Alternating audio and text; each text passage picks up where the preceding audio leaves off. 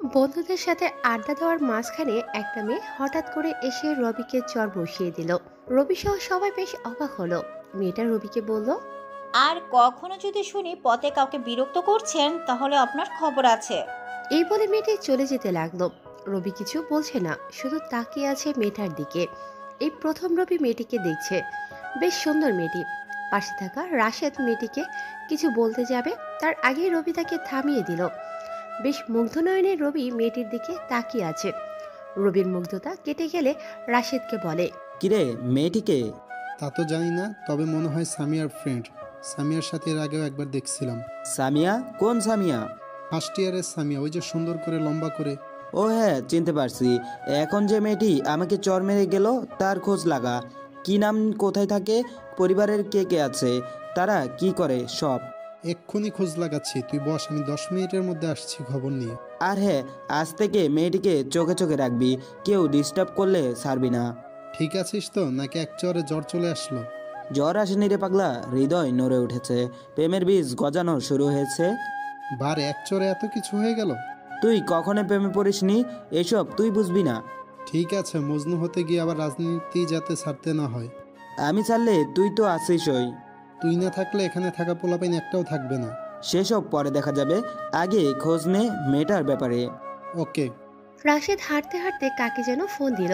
রবি বসে বসে মেয়েটির কথা ভাবছে। এত সুন্দর কেন মেয়েটা?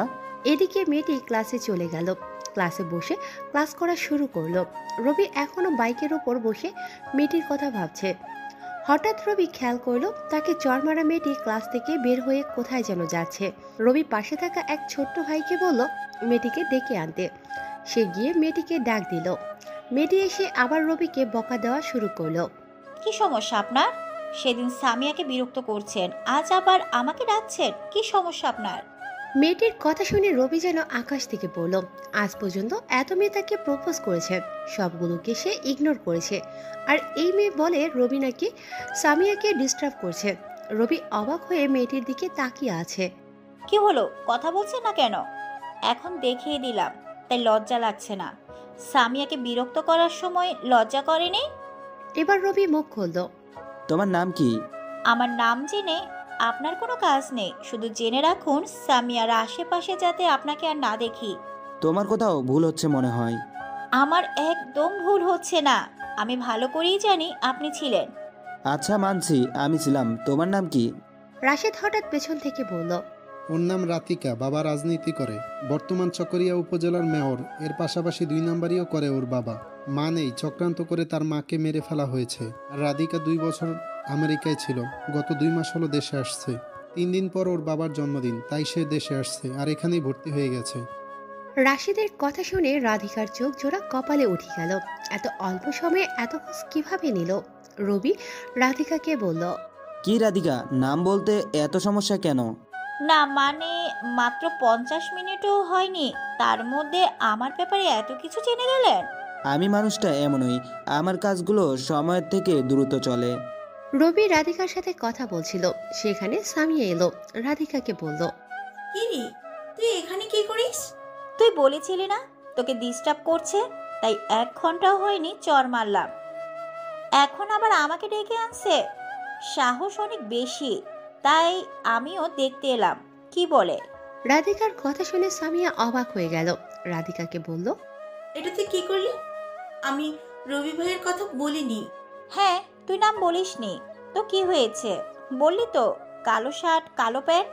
হ্যাঁ বলেছি, কিন্তু তুই তাকে দেখিসনি ভালো করে। রবি তাদের থামিয়ে দিয়ে বলল, রাধিকা, তোমাকে আগেই বলেছিলাম তোমার কোথাও ভুল হচ্ছে, কিন্তু তুমি আমার কথা শোনোনি। সামিয়াকে যে ডিস্টার্ব করেছে সে আমি নয়, অন্য কেউ। তবে সে হয়তো কালো শার্ট কালো প্যান্ট পরে আসছে, তার মানে এই নয় যে সেটা আমি। রাধিকা সামিয়ার দিকে তাকিয়ে আছে। রবি যা বলল তা সত্যি নাকি জানতে চাচ্ছে। হ্যাঁ, রবি ভাইয়ের ঠিক বলেছে। আমি তো রবি ভাইয়ের কথা তোকে বলিনি, আমি তো আরেকজনের কথা বলেছি। রাধিকা এই কথা শুনে বেশ লজ্জায় পড়ে গেল। কি বলবে ভেবে পাচ্ছে না। রবির দিকে তাকাতো বেশ দ্বিধাবোধ করছে। রাধিকা রবির দিকে অপরাধী চোখে তাকিয়ে কিছু না বলে চলে গেল। সামিয়া রবিকে রাধিকার হয়ে সরি বলল, কিন্তু রবি এসব একদম কালে নেয়নি। রাধিকা বাসায় চলে গেল। রবির পেছন থেকে রাশেদও চলে গেল। রাধিকা নিজের ভাড়া বাসায় চলে গেল আর সামিয়া নিজের বাসায়। রবি বেশ কিছু সময় ভার্সিটি অপেক্ষা করার পর বাসায় চলে এলো। রাশেদ ফোন দিয়ে বলল সামিয়া আর রাধিকার বাসার ঠিকানা। ভার্সিটি থেকে রাধিকা যাওয়ার সময় রাশেদ তাদের পিছু নিয়েছিল। রবি বসে বসে রাধিকার কথা ভাবছে। এইদিকে রাধিকা সামিয়াকে ফোন দিল। হ্যাঁ রাধিকা বল। তোর কারণে যত ঝামেলা হয়েছে, কি করব এখন বল? ওই ছেলে যে দুর্দান্ত, না জানি এতক্ষণে আমার বাসার ঠিকানা জোগাড় করে ফেলেছে। কে বলেছিল তোকে গিয়ে চর মারতে? আমি শুধু বলেছিলাম একটা ছেলে আমাকে ডিস্টার্ব করছে কয়দিন ধরে, আর সে কালো শার্ট আর কালো প্যান্ট পরেছে। তার মানে তুই এমন পোশাক পরা যাকে পাবে তাকে মারবি? আমি জানি না কি এমন ড্রেস আপে আরো একজন আছে। জানি তুই কাকে চর মেরেছিস? রকি নাকি কি নাম মনে হয়। শুধু রবি, ও হচ্ছে ভিপি। কি ভিপি? আমি কি করলাম এটা? এখন কি হবে? কি আর হবে, গিয়ে সরি বলবি। যদি ক্ষমা করে দেয় তাহলে ঠিক আছে, আর যদি ক্ষমা না করে তাহলে ভার্সিটি থেকে ট্রান্সফার হয়ে যাবি। কোন কারণে যে বাবার ক্ষমতা দেখাতে গেলাম, না জানি এখন কি হয়। আরে এত চিন্তা করিস না, একটু ইনোসেন্ট হয়ে রবি ভাইয়াকে সরি বলবি, তাহলে আশা করি রবি ভাইয়া আর তোকে কিছু করবে না। জানি না, আমার খুব ভয় হচ্ছে। এত ভয় পেতে হবে না, রবি ভাইয়া এমনিতে অনেক ভালো মানুষ। কাল তুইও আমার সাথে যাবি, সরি বলবো। আচ্ছা যাব, তুই এইসব নিয়ে চিন্তা করিস না। তাও কেমন যেন লাগছে। আরে এত চিন্তা করিস না, দেখিস রবি ভাইয়া তোকে ক্ষমা করে দিবে। রাধিকাকে অনেক বোঝানোর পর শান্ত হয়ে ফোন কাটলো, কিন্তু মনে মনে চিন্তা রয়ে গেল কখন সকাল হবে, রবির কাছে যাবে আর সরি বলবে। এসব ভাবতে ভাবতে অর্ধ রজনী পার হয়ে গেল। এইদিকে রবি ও রাধিকার কথা ভাবছে। রাত 12:20 হতে রবির ফোনে বেজে উঠল। রাশেদ ফোন দিচ্ছে। রবি ফোন ধরে কানে দিল। হ্যাঁ রাশেদ বল। সামিয়াকে যে ডিস্টার্ব করছে তার খবর পাইছি। ও ভালো, তা কে সেই মহান মানুষ? একটু বল, আমিও শুনি। নিলয় সামিয়াকে ডিস্টার্ব করছে। যাক, ভালোই হলো, কাল দেখা করছি তাহলে ওর সাথে। রাশেদ ফোন কেটে দিল আর নিলয়কে ফোন দিয়ে রবি দেখা করবে বলল। তারপর রাশেদ ফোন কেটে দিল। এইদিকে রাধিকার কথা ভাবতে ভাবতে রবি ঘুমের দেশে পাড়ি দিল। সকালে ঘুম থেকে উঠে সোজা ভার্সিটিতে চলে গেল। নিলয় আগে থেকে বসে রবির জন্য অপেক্ষা করছে। রবি যেমন শান্ত তেমন রাগী, সেটা সবাই জানে। নিলয় ভয়ে ভয়ে অপেক্ষা করছে। রবি যেতে নিলয় দাঁড়িয়ে গেল, সাথে তার বন্ধুও আছে।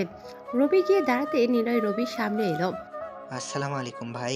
ওয়ালাইকুম আসসালাম। কি নিলয়, আজকাল নাকি মেয়েদের ডিস্টার্ব করছো? না ভাই, আমি তো শুধু সামিয়ার সাথে একটু আগ বাড়িয়ে কথা বলতাম। ও হ্যাঁ, একবারই কথা বলতে, আর সে বলেছে বিরক্ত করতে। সামিয়া মিথ্যা বলছে, তাই না? হতে পারে ভাই, আমি তো শুধু একটু কথা বলতে চাইতাম, আর কিছু না। ওই যে সামিয়া আর রাধিকা এইদিকে আসছে, ওদের সরি বলবে আর এখান থেকে চলে যাবে। ওকে ভাই। আর শোনো, জি ভাই বলেন।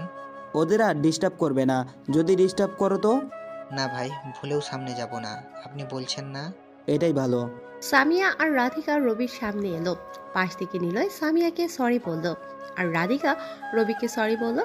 রবি কিছু না বলে অন্যদিকে হাঁটতে শুরু করলো। আসলে একটা প্ল্যান ছিল, ছোট্ট ভাই আছে রবির, পেছনে তাদের সামনে রাধিকার সাথে কথা বলতে একটু বাঁধবে, তাই প্ল্যান করে রাধিকাকে সবার থেকে একটু দূরে নিয়ে এলো। রবির পেছন পেছন রাধিকাও আসলো।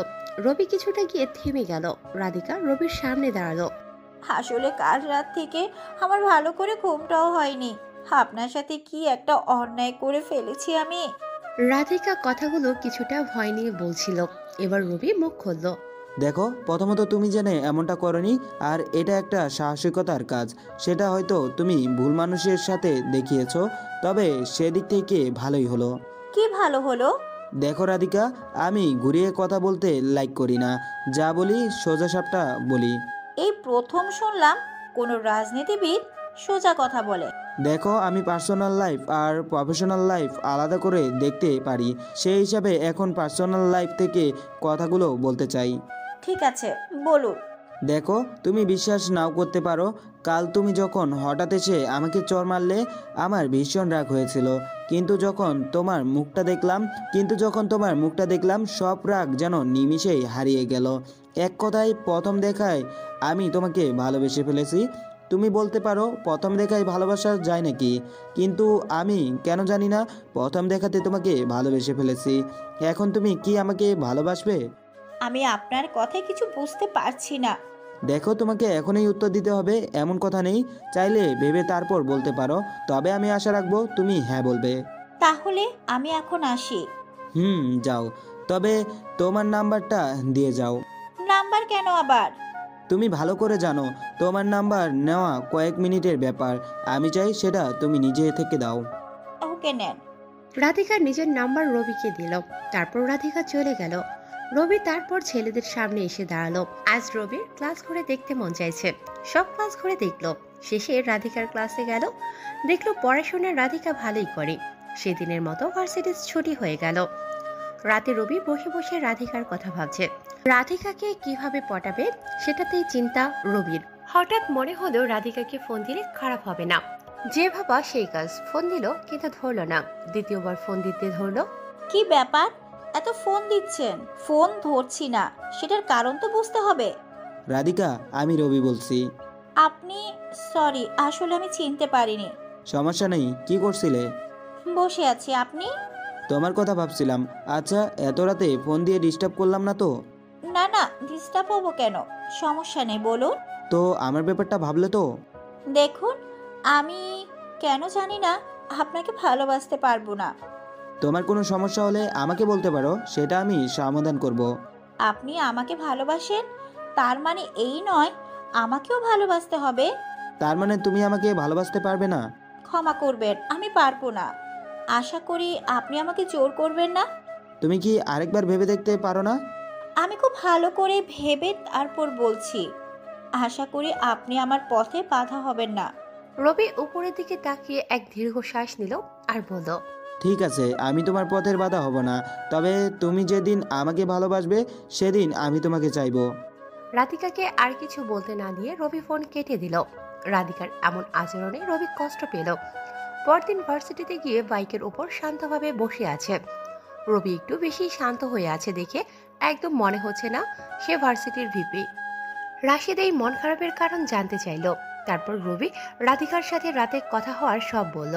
আরে ইয়ার, তুই যদি এটা নিয়ে মন খারাপ করিস তাহলে কি হয় বল? তার থেকে ভালো আমরা প্ল্যান করি কিভাবে তুই রাধিকাকে প্রেমে ফেলবি। কথাটা তুই ভুল বলিসনি, কিন্তু কিভাবে রাধিকাকে প্রেমে ফেলা যায় বলতো? আগে আমাদের জানতে হবে রাধিকা কখন কোথায় যায়। তারপর জানতে হবে তার কি কি পছন্দ, খাওয়া দাওয়া কিংবা পোষা প্রাণী থেকে ব্রান্দায় আসা পর্যন্ত। কালকে ওর বাবার জন্মদিন, চাইলে আমরা তাকে সারপ্রাইজ দিতে পারি। না, চক্রিয়াতে ওর বাবা থাকে, সেখানে যাওয়া যাবে না। আর গেলে রাধিকা খারাপ কিছু ভাবতে পারে। এই সময় আমাদের এমন কিছু করতে হবে যাতে রাধিকার মনে হয় আমরা খুব ভালোভাবে চলি, মানে এক কথায় তার সামনে খুব ভালো হতে হবে। তাহলে সবাইকে বলে দিও যাতে রাধিকাকে দেখলেই সালাম করে। তাই কর। রাধিকার জন্য আমি সিনেমার স্টাইলে অন্য কিছু করব। কি করবি? প্রতি রাতে তাকে বিরক্ত করব। যদিও সে আমার করা কাজে বিরক্ত হবে না, তবে আমার করা কাজকে সে ভীষণভাবে ভালোবাসবে, তবে আমাকে না দেখে। কিভাবে সেটা? সেটা নির্ভর করবে রাধিকা কি পছন্দ অপছন্দ আর রাতে সে কি করে তার উপর। তাহলে এক্ষুনি খোঁজ লাগাই তার কি পছন্দ অপছন্দ আছে জানতে। দেরি নয় তবে। রাশেদের সাথে কথা শেষ করে বাইক নিয়ে রবি অন্যদিকে চলে গেল। কাল রাধিকার বাবার জন্মদিন। রবি জানে সামিয়া সেখানে যাবে, আর যদি সেখানে সামিয়াকে কাজে লাগানো যায় তবে খারাপ নয়। একটু পর রবি বাইক নিয়ে ফিরে আসলো। রাশেদ বলল, হঠাৎ কই গেলি, আবার ফিরেও কেন এলি? একটা কাজ আছে। আচ্ছা, কাল রাধিকার বাবার জন্মদিনে কি সামিয়া যাবে? সেটা তো জানি না। সামিয়া যাবে নাকি খোঁজ নে, আর না গেলেও যেতে বল। আর সাথে বলবি সামিয়াকে রাধিকার পরিবার সম্বন্ধে যত তথ্য পায় জোগাড় করতে। ওকে, বলে দেব। সামিয়াকে ফোন দিয়ে এসব বলবি। তারপর রবি চলে গেল। পরদিন সকালে রাশেদ ফোন দিয়ে রবিকে বলল, রাধিকার বাবার জন্মদিনে সামিয়া যাবে, আর সামিয়াকে কি করতে হবে সব বলেছে। আর সামিয়ার পছন্দ বলতে নদীর পাড়ে ঘুরতে ভালোবাসে, আর বারান্দায় তার অনেক ফুল গাছের চারা আছে। সে থেকে বোঝা যায় রাধিকা ফুল গাছ খুব লাইক করে। ঠিক আছে, এটা একটা উইক পয়েন্ট, এটাই হবে। ফুল গাছ? হ্যাঁ, এটা জানিস নাকি কোন কোন ফুল গাছ বেশি লাইক করে? একটা হচ্ছে গোলাপ আর একটা অর্কিড গাছ। অ্যাটিড বা বেশ সুন্দর আছে বলতেই হয়। দেখতে হবে তো ভাবিটা কার। গাছে কাঁঠাল গোপে তেল রাখুন। রবি ফোন কেটে দিল। এইদিকে রাধিকার বাবার জন্মদিনের দিন রাধিকা আর সামিয়া বেশ উপভোগ করলো। সামিয়া সবার আড়ালে নিজের কাজও করলো আর প্রতিটি আপডেট রাশেদকে সাথে সাথে দিল। পরদিন সামিয়া আর রাধিকা চলে এলো। রবি সামিয়ার থেকে জেনে নিল রাধিকা কখন ঘুমায় আর কখন ঘুম থেকে ওঠে। সামিয়ার থেকে জানতে পারলো প্রতি রাতে 12টা হতে রাধিকা ঘুমিয়ে যায়। রাত 11টা হতে রাধিকা খাওয়া শেষ করে টিভি দেখতে বসে পড়ল। বেশ কিছু সময় টিভি দেখে ঘুমাতে গেল। হঠাৎ বাইরে একটা মিষ্টি বাঁশির আওয়াজ শুনে বেশ ভালো লাগে রাধিকার। রাধিকা আওয়াজটা শুনে কোত্থেকে এলো দেখতে বেলকনিতে আসলো, কিন্তু বাঁশির আওয়াজ দেওয়া মানুষটার মুখ দেখতে পেল না। সাইকেল চালিয়ে চলে গেল।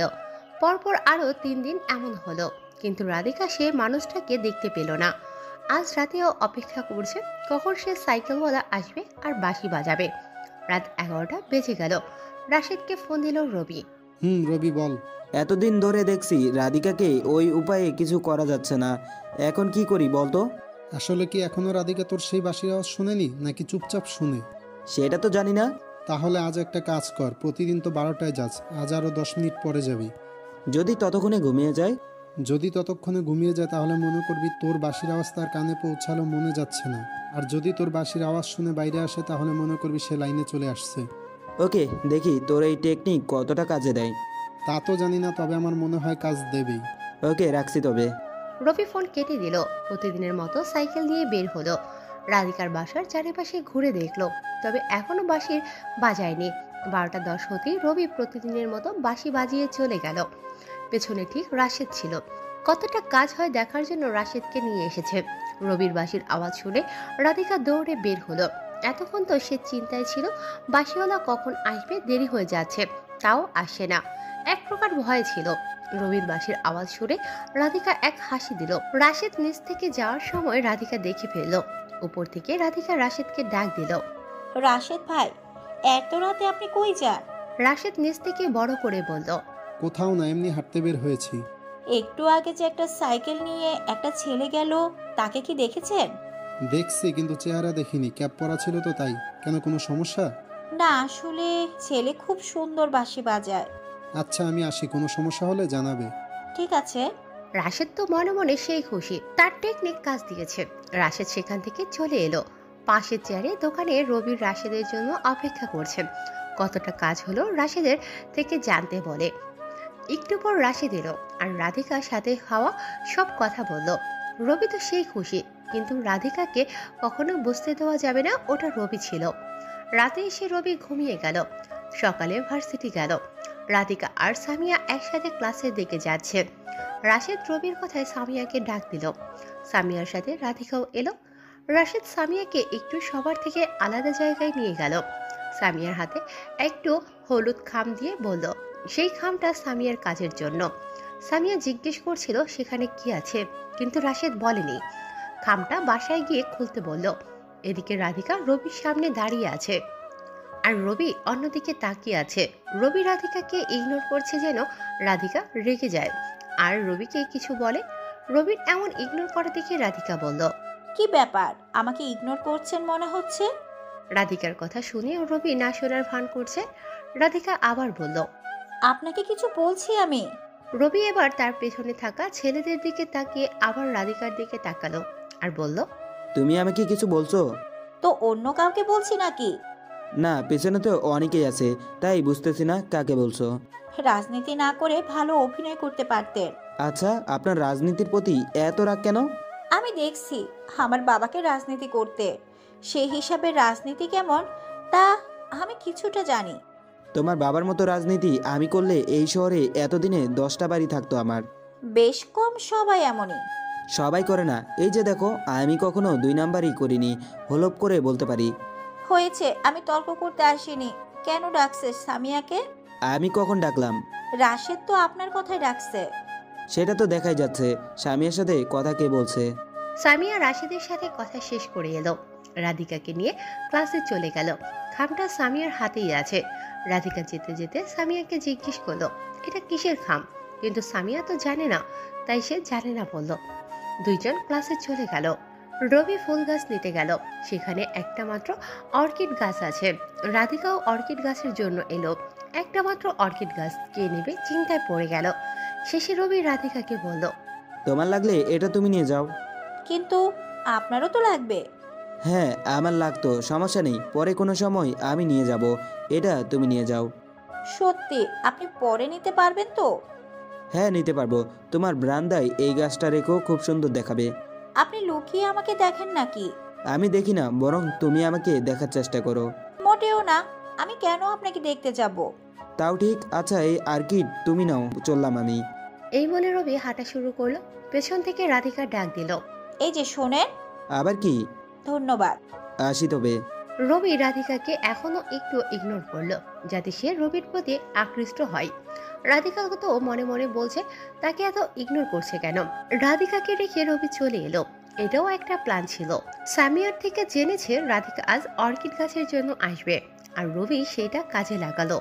বিকেলে সবাই বাসায় চলে যায়। সামিয়া হলুদ খাম খুলে দেখে তার মধ্যে 10,000 টাকা আছে। সামিয়া বুঝতে পারে সে টাকা কেন দেওয়া হয়েছে তাকে।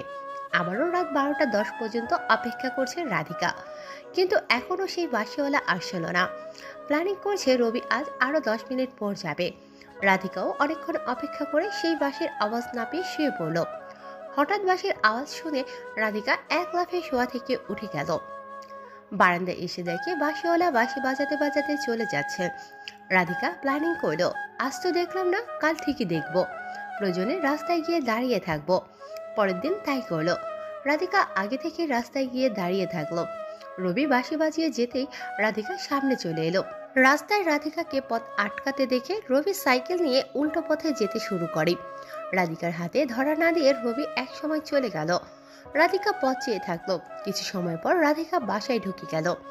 এইদিকে রবি সাইকেল নিয়ে বাসায় চলে এলো। রাতে রাশেদকে ফোন দিয়ে রাধিকার সাথে ঘটে যাওয়া সব কথা বলল। রাশেদ শুনে তো সেই হাসি। রবি ফোন কেটে দিয়ে ঘুমিয়ে গেল। সকালে ভার্সিটিতে গিয়ে দেখলো সবাই যার যার মতো ক্লাসে যাচ্ছে আসে। রবি সবাইকে নিয়ে বসে আছে। হঠাৎ সামিয়া এসে রাশেদের সাথে কথা বলতে চাইলো। রাশেদ সামিয়াকে নিয়ে একটু আলাদা হয়ে দাঁড়ালো। এসবের কি দরকার ছিল? খাম দেওয়াটা নাকি? হ্যাঁ, টাকা না দিলেও হতো। এসব তো রবি দিছে, আমার কি করার এখানে? তাও এখন কেমন যেন অন্যরকম লাগছে। সমস্যা নাই, রেখে দাও। আর রবি কিছু জিজ্ঞেস করলে বলবে। ধন্যবাদ। সামিয়া রাশেদের কাছ থেকে ফিরে এসে রবিকেও ধন্যবাদ দিল। রবি কিছু না বলে একটা মিষ্টি হাসি দিল। রাধিকাকে তো জিজ্ঞেস করে বসলো, কেন ধন্যবাদ দিলি, আর রাশেদই বা কেন ডাকলো। সামিয়া এসব না বলে রাধিকাকে হাত ধরে টেনে নিয়ে গেল। এইদিকে রাধিকা ক্লাসে বসে থাকলেও তার মনোযোগ নেই। চিন্তা করছে সেই বাঁশিওয়ালার কথা। কত সুন্দর করে বাঁশি বাজায়, কিন্তু মানুষটা কেমন তা তো জানে না। শত চিন্তা মাথায় নিয়ে কোনো রকম একটা ক্লাস শেষ করে। আর কোনো ক্লাস না করে রাধিকা সামিয়াকে নিয়ে বের হয়ে যায়। দুজন পাশে থাকা ফুচকার দোকানে একটা বসার জায়গা বসে পড়ে। ফুচকা খেতে খেতে রাধিকা প্রতিদিন বাঁশির আওয়াজ শোনার কথা সামিয়াকে বলে। সামিয়া একটু চিন্তা করে, হঠাৎ মুচকি হাসতে শুরু করে। কারণ সামিয়া বুঝতে পেরে যায় রাধিকাকে পটাতে চাওয়া সেই প্রেমিকটা কে। সামিয়ার হাসি দেখে রাধিকা বলে, কি হলো? এত মিটমিট হাসার কি আছে বুঝলাম না। কোথায় লোকটাকে দেখতে একটা কিছুটা করবি, তা না করে উল্টা হাসতেছিস। আচ্ছা বল, তাকে কেমন লাগে? কখনো তো দেখিনি, তবে বলতে পারিস তার বাঁশির আওয়াজ যে কারো মন কেড়ে নিতে পারে। তুইও প্রেমে পড়েছিস নাকি? বলতে পারিস। যদি দেখিস সে তোর পরিচিত কেউ, তখন কি করবি? প্রেম করব, যদি সে রাজনীতি না করে। তাদের কথাগুলি রবি শুনছিল, কারণ সামিয়া আর রাধিকা বসার পেছনে রবি তার ছেলেদের নিয়ে বসেছিল। রাধিকার কথা শুনে রবির রাগ উঠে গেল। পেছন থেকে উঠে রাধিকার সামনে এসে রাগী গলায় বলল, এই মেয়ে, কি সমস্যা তোমার? আমি কি করলাম আপনাকে? রাজনীতিকে তুমি কি মনে করো? তোমার বাবার মতো 2 নাম্বার? যেখানে যাই সেখানেই রাজনীতি করলে হবে না। তোমার কারণে ঠিকমতো ঘুমাতেও পারি না আমি। কেন? আমি কি করলাম? তুমি আর কখনো রাজনীতি নিয়ে কথা বলবে না। কি আইডিয়া আছে তোমার রাজনীতি নিয়ে? যত খারাপ কিছু শেখার আছে সব তোমার বাবার থেকে শিখছো। হ্যাঁ, আমি নিজে যা দেখেছি তা শিখবো না তো কি শিখবো? কত বছর দেখছো তুমি তোমার বাবার রাজনীতি? ছোট থেকে তা দেখে আসছি। আজ থেকে 7 দিন তুমি আমার সাথে থাকবে, প্রতিদিন ভার্সিটিতে আসবে। এই 7 দিনে একটা ক্লাসও করতে পারবে না। রাজনীতি আমি কিভাবে করি সেটা তোমাকে দেখাবো। আর রাজনীতি নিয়ে তোমার যে ভুল ধারণা আছে সব ভেঙে দেব। পারবো না আমি। তোমার বাবার মতো খারাপ রাজনীতি চাইলে আমিও করতে পারি। এমন কিছু করো না যাতে তোমাকে তুলে আনতে হয়। এই তো আপনার আসল চেহারা বের হয়ে এলো। এটা যদি আমার আসল চেহারা মনে করো, তাহলে কেন আমার প্রেমে পড়েছো? কেন কাল রাতে আমার সাইকেল দাঁড় করিয়েছিলে? কেন বাঁশির আওয়াজ শুনতে কান পেতে বসে থাকতে? কেন করতে এসব? তার মানে সে বাসিওয়ালা আপনি? হ্যাঁ আমি।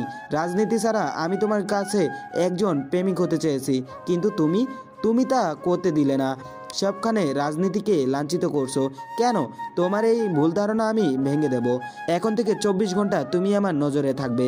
তোমার চারপাশে আমার ছেলেপেলে থাকবে। এভাবে 7 দিন চলবে। যদি এই 7 দিনের আগে কোথাও যেতে চাও বা যাও, তাহলে খুব খারাপ হবে, বলে দিলাম। না, আপনি এমন করতে পারেন না। আমি কি করতে পারি সেটা ধারণা তোমার যদি থাকতো, তাহলে সেদিন তুমি আমার প্রপোজাল ফিরিয়ে দেওয়ার সাহস করতে না। সেদিনের জন্য সরি। সরি বলো বা আর যাই বলো, রাজনীতি নিয়ে তোমার ভুল ধারণা আমি ভেঙে দেবই। আমার পেছনে থাকা ছেলেপেলে সব আমার ছেলেপেলে সেজে অন্য কেউ তোমার ক্ষতি করতে পারে। প্লিজ এমনটা করবেন না। আমি মুখ দিয়ে যা বলি তাই করি। তোমার সময় কাল থেকে শুরু। খুব দরকারি কোথাও যেতে হলে আমাকে ফোন দিবে। আপাতত তুমি এখন থেকে আমার নজরে থাকবে। আসি। রাধিকা কি বলবে বুঝতে পারছে না। এমনিতেই সে কোনো ঝামেলায় জড়াতে চায় না, তার উপর রবির এমন কথাগুলো শুনে বেশ অস্থির লাগছে। রবি চলে গেল। রাধিকা রবিকে কিছু বলতে না পেরে বাসায় চলে এলো। বিকেলে রবিকে ফোন দিল। রবির ফোন সাইলেন্ট ছিল, যার জন্য ফোন ধরতে পারেনি। রাধিকা পরপর 3বার ফোন দিল, কিন্তু তাতেও কিছু হয়নি। রবি ফোন ধরেনি। আরও কিছু সময় পর রবি ফোনটা হাতে নিয়ে দেখে 4টা কল, 3টা রাধিকার, 1টা রাশিদের। রবি রাধিকার কল বেশি দেখে রাধিকাকে ফোন দিল। প্রথম রিং বাজতে রাধিকা ফোন তুলল। এত ফোন দিছো কেন? তুমি ঠিক আছো তো? আমি ঠিক আছি, কিন্তু আপনি ফোন ধরেননি কেন? ফোন সাইলেন্ট ছিল। কখন ফোন দিছো বুঝতে পারিনি। আমি তো ভাবছিলাম আরো বিজি আছে। না তা নয়, বলো কি বলবে। আপনার ছেলেগুলোকে চলে যেতে বলেন। সে ভার্সিটি থেকে আসার পর থেকে আপনার ছেলে পেলে আমার বাসার নিচে দাঁড়িয়ে আছে। মানুষ কি ভাববে? কে কি ভাবছে তাতে আমার কিছু যায় আসে না। কান খুলে শুনে রাখো, ওরা সারাক্ষণ তোমার চারপাশে থাকবে। কখনো দেখবে তাদের, আবার কখনো আড়ালে থাকবে তারা। এমন করলে আমি এখান থেকে চলে যাব। চাইলেও যেতে পারবে না। প্রথম কারণ, আমি প্রিন্সিপালকে বলে দিছি তোমাকে ট্রান্সফার সার্টিফিকেট চাইলেও না দিতে। দ্বিতীয়ত কারণ, তুমি তোমার বাবার বাসা থেকে পড়াশোনা এমনিতেই করবে না। ঠিক আছে, বলেন কি করলে আপনি এই ছেলেদেরকে এখান থেকে সরিয়ে নেবেন? 2টা সত্য থাকবে। যদি রাখতে পারো তাহলে ছেলেপেলে সরিয়ে নেব, আর যদি না মানতে পারো তাহলে তারা সেখানেই থাকবে। আগে বলেন কি সত্য? সত্যগুলো একদম সিম্পল। প্রথম সত্য, তুমি এই 7 দিন আমি রাজনীতি কিভাবে করি তাতে তোমার বাবার মতো কিছু আছে নাকি, মানে 2 নাম্বারই তা দেখবে। আর দ্বিতীয় সত্য? দ্বিতীয় সত্য, এই 7 দিন তুমি আমার সাথে রাত জেগে কথা বলবে, আমার সাথে ঘুরতে যাবে। প্রথম সত্যে আমি রাজি, কিন্তু দ্বিতীয় সত্যটা মানতে পারবো না। 2টাই মানতে হবে, নয়তো ছেলেরা তোমার বাসার নিচ থেকে যাবে না। রাধিকা একটা বড় গোলক ধাঁধার মধ্যে পড়ে গেল।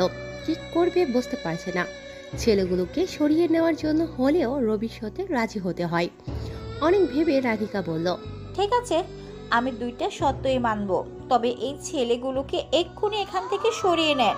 ওকে, 1 মিনিটের মধ্যে তারা চলে যাবে। কাল সকাল 9টায় ভার্সিটিতে চলে আসবে। রাখছি। রবি ফোন কেটে দিয়ে রাধিকার বাসার সামনে দাঁড়িয়ে থাকা ছেলেগুলোকে ফোন দিল আর সেখান থেকে চলে যেতে বলল। 1 মিনিট না হতেই ছেলেগুলো সেখান থেকে চলে গেল।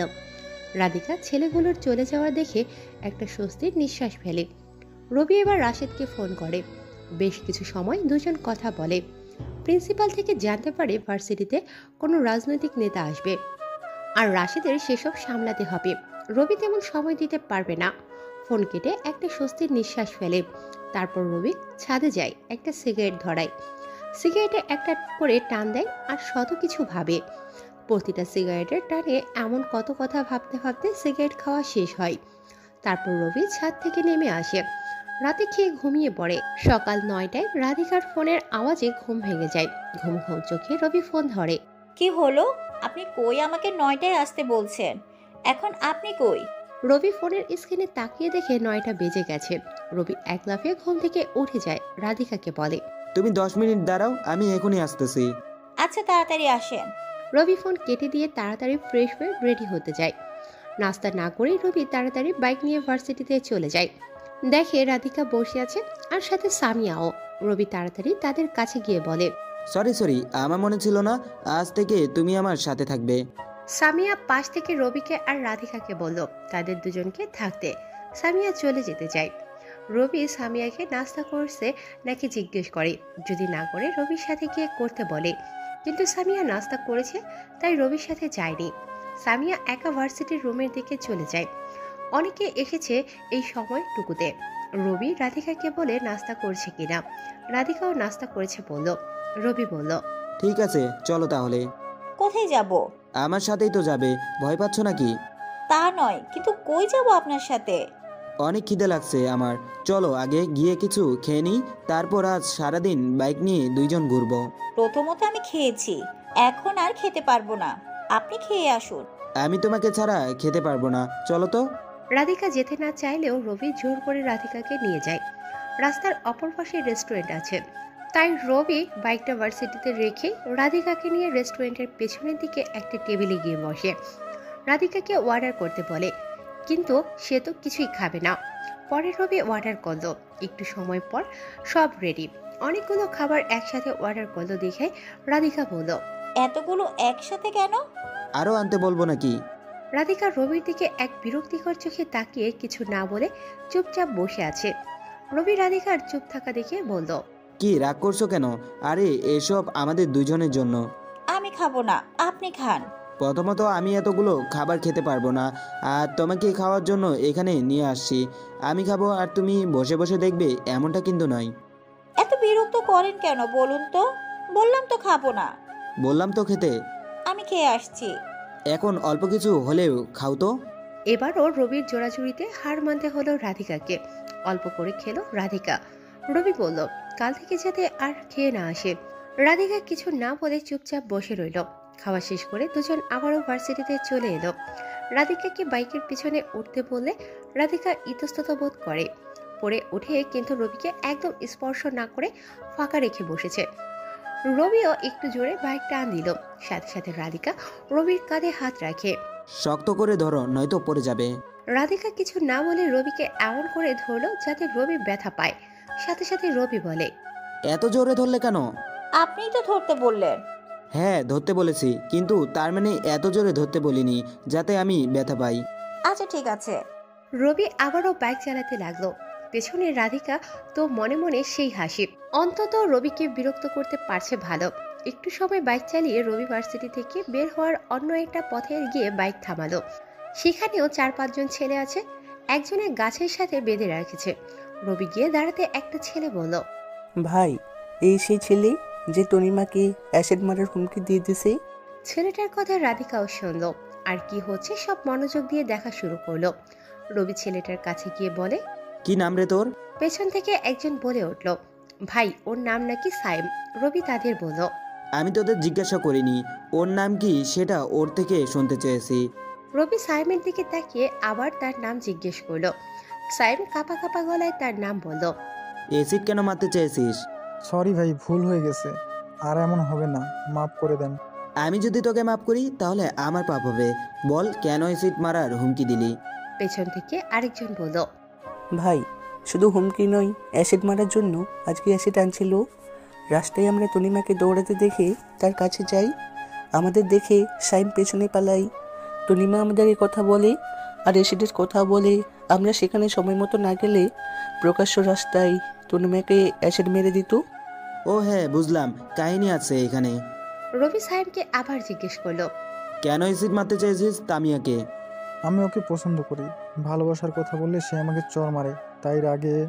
সাইমের কথা শেষ হওয়ার আগে পেছন থেকে আরেকজন মেয়েলি কণ্ঠে বলা শুরু করলো, মিথ্যা বলছে সে। রবি পেছনে তাকিয়ে দেখে একটা মেয়ে দাঁড়িয়ে আছে। তার চোখে স্পষ্ট ভয়ের ছাপ দেখা যাচ্ছে। রবি মেয়েটাকে না চিনে তার ছেলেগুলোর দিকে তাকায়। একজন বলে, ভাই, এই হচ্ছে তনিমা। রবি তখন বুঝতে পারে এই তাহলে সেই তামিয়া যাকে সাইম এসিড মারতে চেয়েছিল। রবি তামিয়াকে জিজ্ঞেস করে সত্যিটা আসলে কি। তামিয়া বলা শুরু করে, আমি ভার্সিটিতে যাওয়া আর আসার সময় সাইম আমাকে বিরক্ত করে। আমি ওকে অনেকবার বলেছি আমার বিয়ে ঠিক হয়ে গেছে আরেকজনের সাথে, আর তাকে আমি ভালোবাসি, কিন্তু সাইম আমার কথা কানে নেয় না। প্রতিদিন আমাকে বিরক্ত করে। এমনকি আমার বাসায় চলে যায়। আমাকে বাসায় গিয়ে হুমকি দিয়ে আসে। বাবা মা তাকে অনেক বোঝায় যে আমার বিয়ে ঠিক হয়ে গেছে, কয়েকদিন পর আমার বিয়ে, কিন্তু তাতেও সাইম কিছুতে বুঝে না। এর একদিন পর সাইম আমাকে আবারও বিরক্ত করে। আমি যখন আগের মতো আমার বিয়ে ঠিক হয়ে গেছে বলি, তখন সে আমার হাত ধরে টানাটানি করে। আমি তার কাছ থেকে নিজেকে ছাড়াতে চাইলে সে আরও জোর করে। শেষে নিজেকে রক্ষা করতে তাকে চড় মারি। চড় খেয়ে সে আমাকে বলে কাজটা আমি ভালো করিনি, সে নাকি আমাকে দেখে নেবে। তার কথায় আমি ভয় পেয়ে যাই। পুরো 7 দিন ভার্সিটি আসেনি ওর কারণে। যখন আমার ফ্রেন্ডের কাছ থেকে জানতে পারলাম 2 দিন ধরে সাইম ভার্সিটি আসেনি, তখন ভাবলাম হয়তো আর আমাকে ডিস্টার্ব করবে না। তাই আজ আমি ভার্সিটিতে আসছিলাম, কিন্তু মাঝ পথে দেখি সাইম অ্যাসিড নিয়ে আমার দিকে আসছে। আমি ভয়ে সেখান থেকে পালাতে চেষ্টা করি, কিন্তু সে অনেক দৌড়াতে পারে। আমি নিজেকে কোনোভাবে রক্ষা করতে পারছিলাম না। মনে করছিলাম এই বোধহয় সাইম আমাকে অ্যাসিড মারবে, কিন্তু আল্লাহর কৃপায় আমি সামনে আপনার দলের তুষার ভাইকে দেখতে পাই। আমি জানি তুষার ভাইকে দেখলে সাইম পালাবে। আমাকে দৌড়াতে দেখে তুষার ভাইয়া বাইক নিয়ে আমার কাছে আসে। আমি তুষার ভাইয়ার কাছে গিয়ে অজ্ঞান হয়ে যাই। এইটুকু বলে তামিয়া থেমে যায়। পেছন থেকে তুষার বলা শুরু। ভাই, তারপর আমি পাশের দোকান থেকে পানি নিয়ে সামিয়ার জ্ঞান ফিরাই, আর সে আমাকে বলে সাইম তাকে অ্যাসিড মারতে দৌড়াচ্ছে। আমার সাথে আরও 3 জন ছিল। আমি তাদের বলি সাইমকে ধরে নিতে। তারা গিয়ে সাইমকে ধরে ফেলে অ্যাসিড সহ। তারপর রাশেদ ভাইকে জানাই, আর সে আপনাকে জানাই। এবার তুষারও থেমে গেল। হঠাৎ রাশেদ ফোন করে। রবি ফোনটা কানে নিতে রাশেদ বলা শুরু করে। কই তুই? আসি ভার্সিটিতে। কেন? একটা ভিডিও দিচ্ছি, ওখানে দেখা যাচ্ছে তানিয়াকে প্রকাশ্যে দিবালোকে সাইম এসিড মারতে দৌড়াচ্ছে, আর ছোট ভাই তুষার তানিয়াকে বাঁচায়। ঠিক আছে, পাঠিয়ে দে, আমি দেখছি। সাইম আমার সামনে আছে, 3 নাম্বার গেটে চলে আয়। তারপর রবি রাশেদকে আসতে বলে ফোন কেটে দেয়। রবির ফোনে ভিডিওটা চলে আসে। রবি ভিডিওটা প্লে করে দেখে তুষার যেমন বলছিল তেমনটা সেখানে দেখাচ্ছে। রবি ভিডিওটা সাইমকে দেখালো। তার চোখ জোড়া কপালে উঠে গেছে। সে কাঁদতে শুরু করে দিল। রবির কাছে বারবার মাপ চাচ্ছে, কিন্তু অপরাধীকে শাস্তি না দিলে তার এত বছরের রাজনীতি সবটা মিথ্যে হয়ে যাবে। রবি এবার রাধিকার দিকে তাকিয়ে রবি খেয়াল করে দেখে রাধিকার চোখের কোণে পানি জমে আছে। রবি উঠে রাধিকার কাছে গিয়ে আস্তে করে রাধিকাকে বলে, এটা রাজনীতি নয়, রাজনীতি মাত্র আমি নামে করি। অন্য 10 জনের মতো রাজনীতি আমি করি না। এই ক্যাম্পাস আমার, সব এখানে থাকে, প্রতিটি মানুষ আমার আপনজন। তবে সাইমের মতো 2-1 জন খারাপও এই ক্যাম্পাসে আছে। দেখো তামিয়ার মুখের দিকে, আর কিছুদিন পর তার বিয়ে। আর এই সময় যদি সে অসুস্থ থাকে বা কেউ তার মুখে অ্যাসিড মারে, তাহলে বিয়েটা কিভাবে হবে? তামিয়া আমার ছোট বোনের মতো। আমি এখানে ভিপি হয়ে নয়, একটা ছোট বোনের কষ্ট সহ্য করতে না পেরে এসেছি। আমি ভিপি হয়ে সাইমের মতো জানোয়ারকে মারতে আসিনি। আমি আমার ছোট বোনকে বাঁচাতে একটা পশুকে মারতে এসেছি। এটা রাজনীতি নয়, ছোট বোনের প্রতি তার ভাইয়ের ভালোবাসা। রাশেদ আর ছেলে পেলে বাইক নিয়ে চলে আসলো। রাশেদ যখন রবির দিকে আসতে চাইবে, তখন রবি বাম হাতের বুড়ো আঙুল বাকি 4 আঙুলের নিচে রাখলো। রাশেদ জানে রবির করা প্রতিটি ইশারার মানে কি হতে পারে। রাশেদ রবির দিকে না এসে সাইমের দিকে চলে গেল। রবি রাধিকাকে বলল, এখনও তোমার মনে হতে পারে আমি রাজনীতি করি অন্য 10 জনের মতো, কিন্তু সেটা মনে হলে বলবো তখনও তোমার ধারণা ভুল ছিল, আজও তোমার ধারণা ভুল। রাধিকা আর কিছু না বলে রবিকে জড়িয়ে ধরল। রবি খুব ভালো করে জানে রাধিকা ইমোশনাল হয়ে এটা করেছে, ভালোবেসে নয়। রবি রাধিকাকে ছাড়িয়ে সাইমের কাছে এলো। সব ছেলেপেলেকে লাইন ধরে সামনে দাঁড়াতে বলল। তামিয়া আর রাধিকা রবির পাশে এসে দাঁড়ালো। রবি সব ছেলেদের উদ্দেশ্য করে বলা শুরু করলো, তোমরা সবাই আমার পরিবারের মতো। এই ক্যাম্পাস প্রতিটি মানুষ আমার পরিবার। এখানে থাকা ফুল বিক্রি করা ছেলেটিও আমার পরিবারের একজন, ফুচকা বিক্রি করা মানুষটাও আমার পরিবারের একজন। এক কথায় এই ক্যাম্পাসে 10 টাকা দামের ফুল বিক্রি করা ছেলেটা থেকে প্রিন্সিপাল স্যার পর্যন্ত সবাই আমার পরিবার। আজ তামিয়া যেভাবে আমার দলের উপর বিশ্বাস করে আমার দলকে নিরাপদ মনে করে তুষারকে দেখে বেঁচে থাকার একটা মোটিভেশন পেয়েছে, তুষারের উপর যেভাবে নির্ভরে এসেছে, আমি চাই আমার টিমের প্রত্যেক ব্যক্তিকে সবাই সেভাবে বিশ্বাস করুক। আমি চাই প্রতিটি মেয়ে যেন আমার ক্যাম্পাসে নিরাপদ মনে করে। আমি চাই প্রত্যেকটি মেয়ে যেন আমার ক্যাম্পাসকে নিরাপদ মনে করে। আর এই ক্যাম্পাসে থাকা প্রতিটি অসৎ ব্যক্তি ভুল কাজ করার আগে যাতে অন্তত 10 বার ভাবে, আমি সেটাই করব। আজকে সবার সামনে আমি সাইমকে এমন শিক্ষা দিব যাতে আমার ক্যাম্পাসে আর কেউ এমন ভুল না করে। সবাই দাঁড়িয়ে রবির কথা শুনছে। পাশে থাকা প্রতিটি স্টুডেন্ট রবির কথায় মুগ্ধ হয়ে চেয়ে আছে। ইতিমধ্যে রবির কথায় অনেকে সম্মোহিত হয়ে গেছে। রবি সাইমের কাছে গিয়ে জিজ্ঞেস করলো, কার ক্ষমতায় এতটা ক্ষিপ্ত তুই? সাইম কিছু না বলে চুপ করে আছে। রবি রেগে গিয়ে নাক বরাবর একটা বসিয়ে দিল। নাক দিয়ে অনেক রক্ত বের হচ্ছে। রবি আবার জিজ্ঞেস করলো, কার ক্ষমতায় সে চলে? কিন্তু সাইম এবারও মুখ খুলছে না দেখে রবি আরো একটা বসিয়ে দিল। এবার সাইম মুখ খুলল। আমি এমপির ক্ষমতায় চলি, তুই আমার কিচ্ছু করতে পারবি না। রবি সাইমের কথা শুনে হাসা শুরু করলো। তার সাথে সাথে রবির ছেলেরাও হাসা শুরু করলো। রবি হাসি থামাতে সবাই একসাথে হাসি থামিয়ে ফেললো। রবি সাইমকে বলল, দেখি তোর বাবা আজ তোকে বাঁচাতে আসে নাকি। পেছন থেকে রাশেদকে ডাক দিল। রাশেদ কাছে এলো আর রবি এমপিকে ফোন দিতে বলল। রাশেদ এমপিকে ফোন দিল। প্রথমবার ফোন বন্ধ দেখাচ্ছে, দ্বিতীয়বার ফোন দিতে রিং হলো। রাশেদ রবিকে ফোন দিল। এমপি ফোন ধরতে বলল, কে? আপনার শুভাকাঙ্ক্ষী। Wrong number. সঠিক নাম্বার এমপি সাহেব। আপনি কে বলুন তো? স্যার আমি কে সেটা বড় কথা নয়, আমার পরিচয়টা না হয় পরে পাবেন, আগে আমার কথা শুনুন। কি কথা? এবার রবি সবাইকে চুপ থাকতে বলে ফোনের লাউড স্পিকার অন করলো। তারপর রবি বলল, স্যার আপনার একটা ছেলে অপরাধ করেছে, একটা মেয়েকে অ্যাসিড মারতে চেয়েছে, এখন বলুন তাকে কি করব। আমার ছেলেরা এসব করতে পারে না। এটাই করেছে সাইম। কোন সায়েম? রবি এবার সাইমের দিকে ইশারা করে বলল, দেখ কার হয়ে কাজ করিস, যে কিনা তোকে চিনেও না। রবি আবার এমপিকে বলল, আপনি চিনেন না, তাহলে মেরে ফেলি সাইমকে। তাকে আমি চিনি না, তার কথা না বললেও চলবে।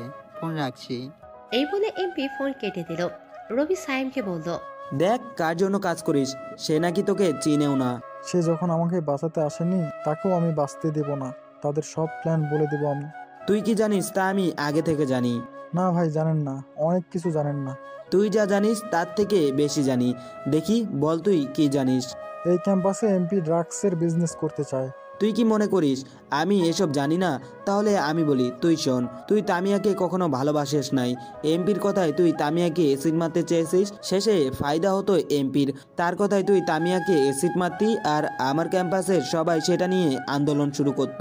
পুলিশের সাথে স্টুডেন্টের মারামারি হতো, শেষে পুরো ভার্সিটির উপর প্রশাসনের চাপ পড়তো, ক্যাম্পাসে পুলিশ ঢুকিয়ে দিত। পুলিশ কিছুদিন এদিক সেদিক করে এমপি নতুন কাউকে এনে ভিপিতে বসাতো, তারপর তার ইচ্ছে মতো সব কাজ চলতো। এই ছিল এমপির প্ল্যান। সে আরও অনেক চালাক মাস্টার প্ল্যান করেছে, আমি সেটাও জানি। রবির কথা শুনে সাইম চোখ জোড়া কপালে উঠে গেল। রবি চিৎকার দিয়ে বলল, যে সিট তামিয়াকে মারতে চেয়েছিস, সেই সিট আমি তোকে মারবো সবার সামনে। রবির কথা শুনে সাইম আরো ভয় পেয়ে যায়। রবি তামিয়া রাধিকাকে বলে উল্টো দিকে ঘুরে অ্যাসিড মারলে সাইমের চিৎকার শুনলেও যাতে না দেখে।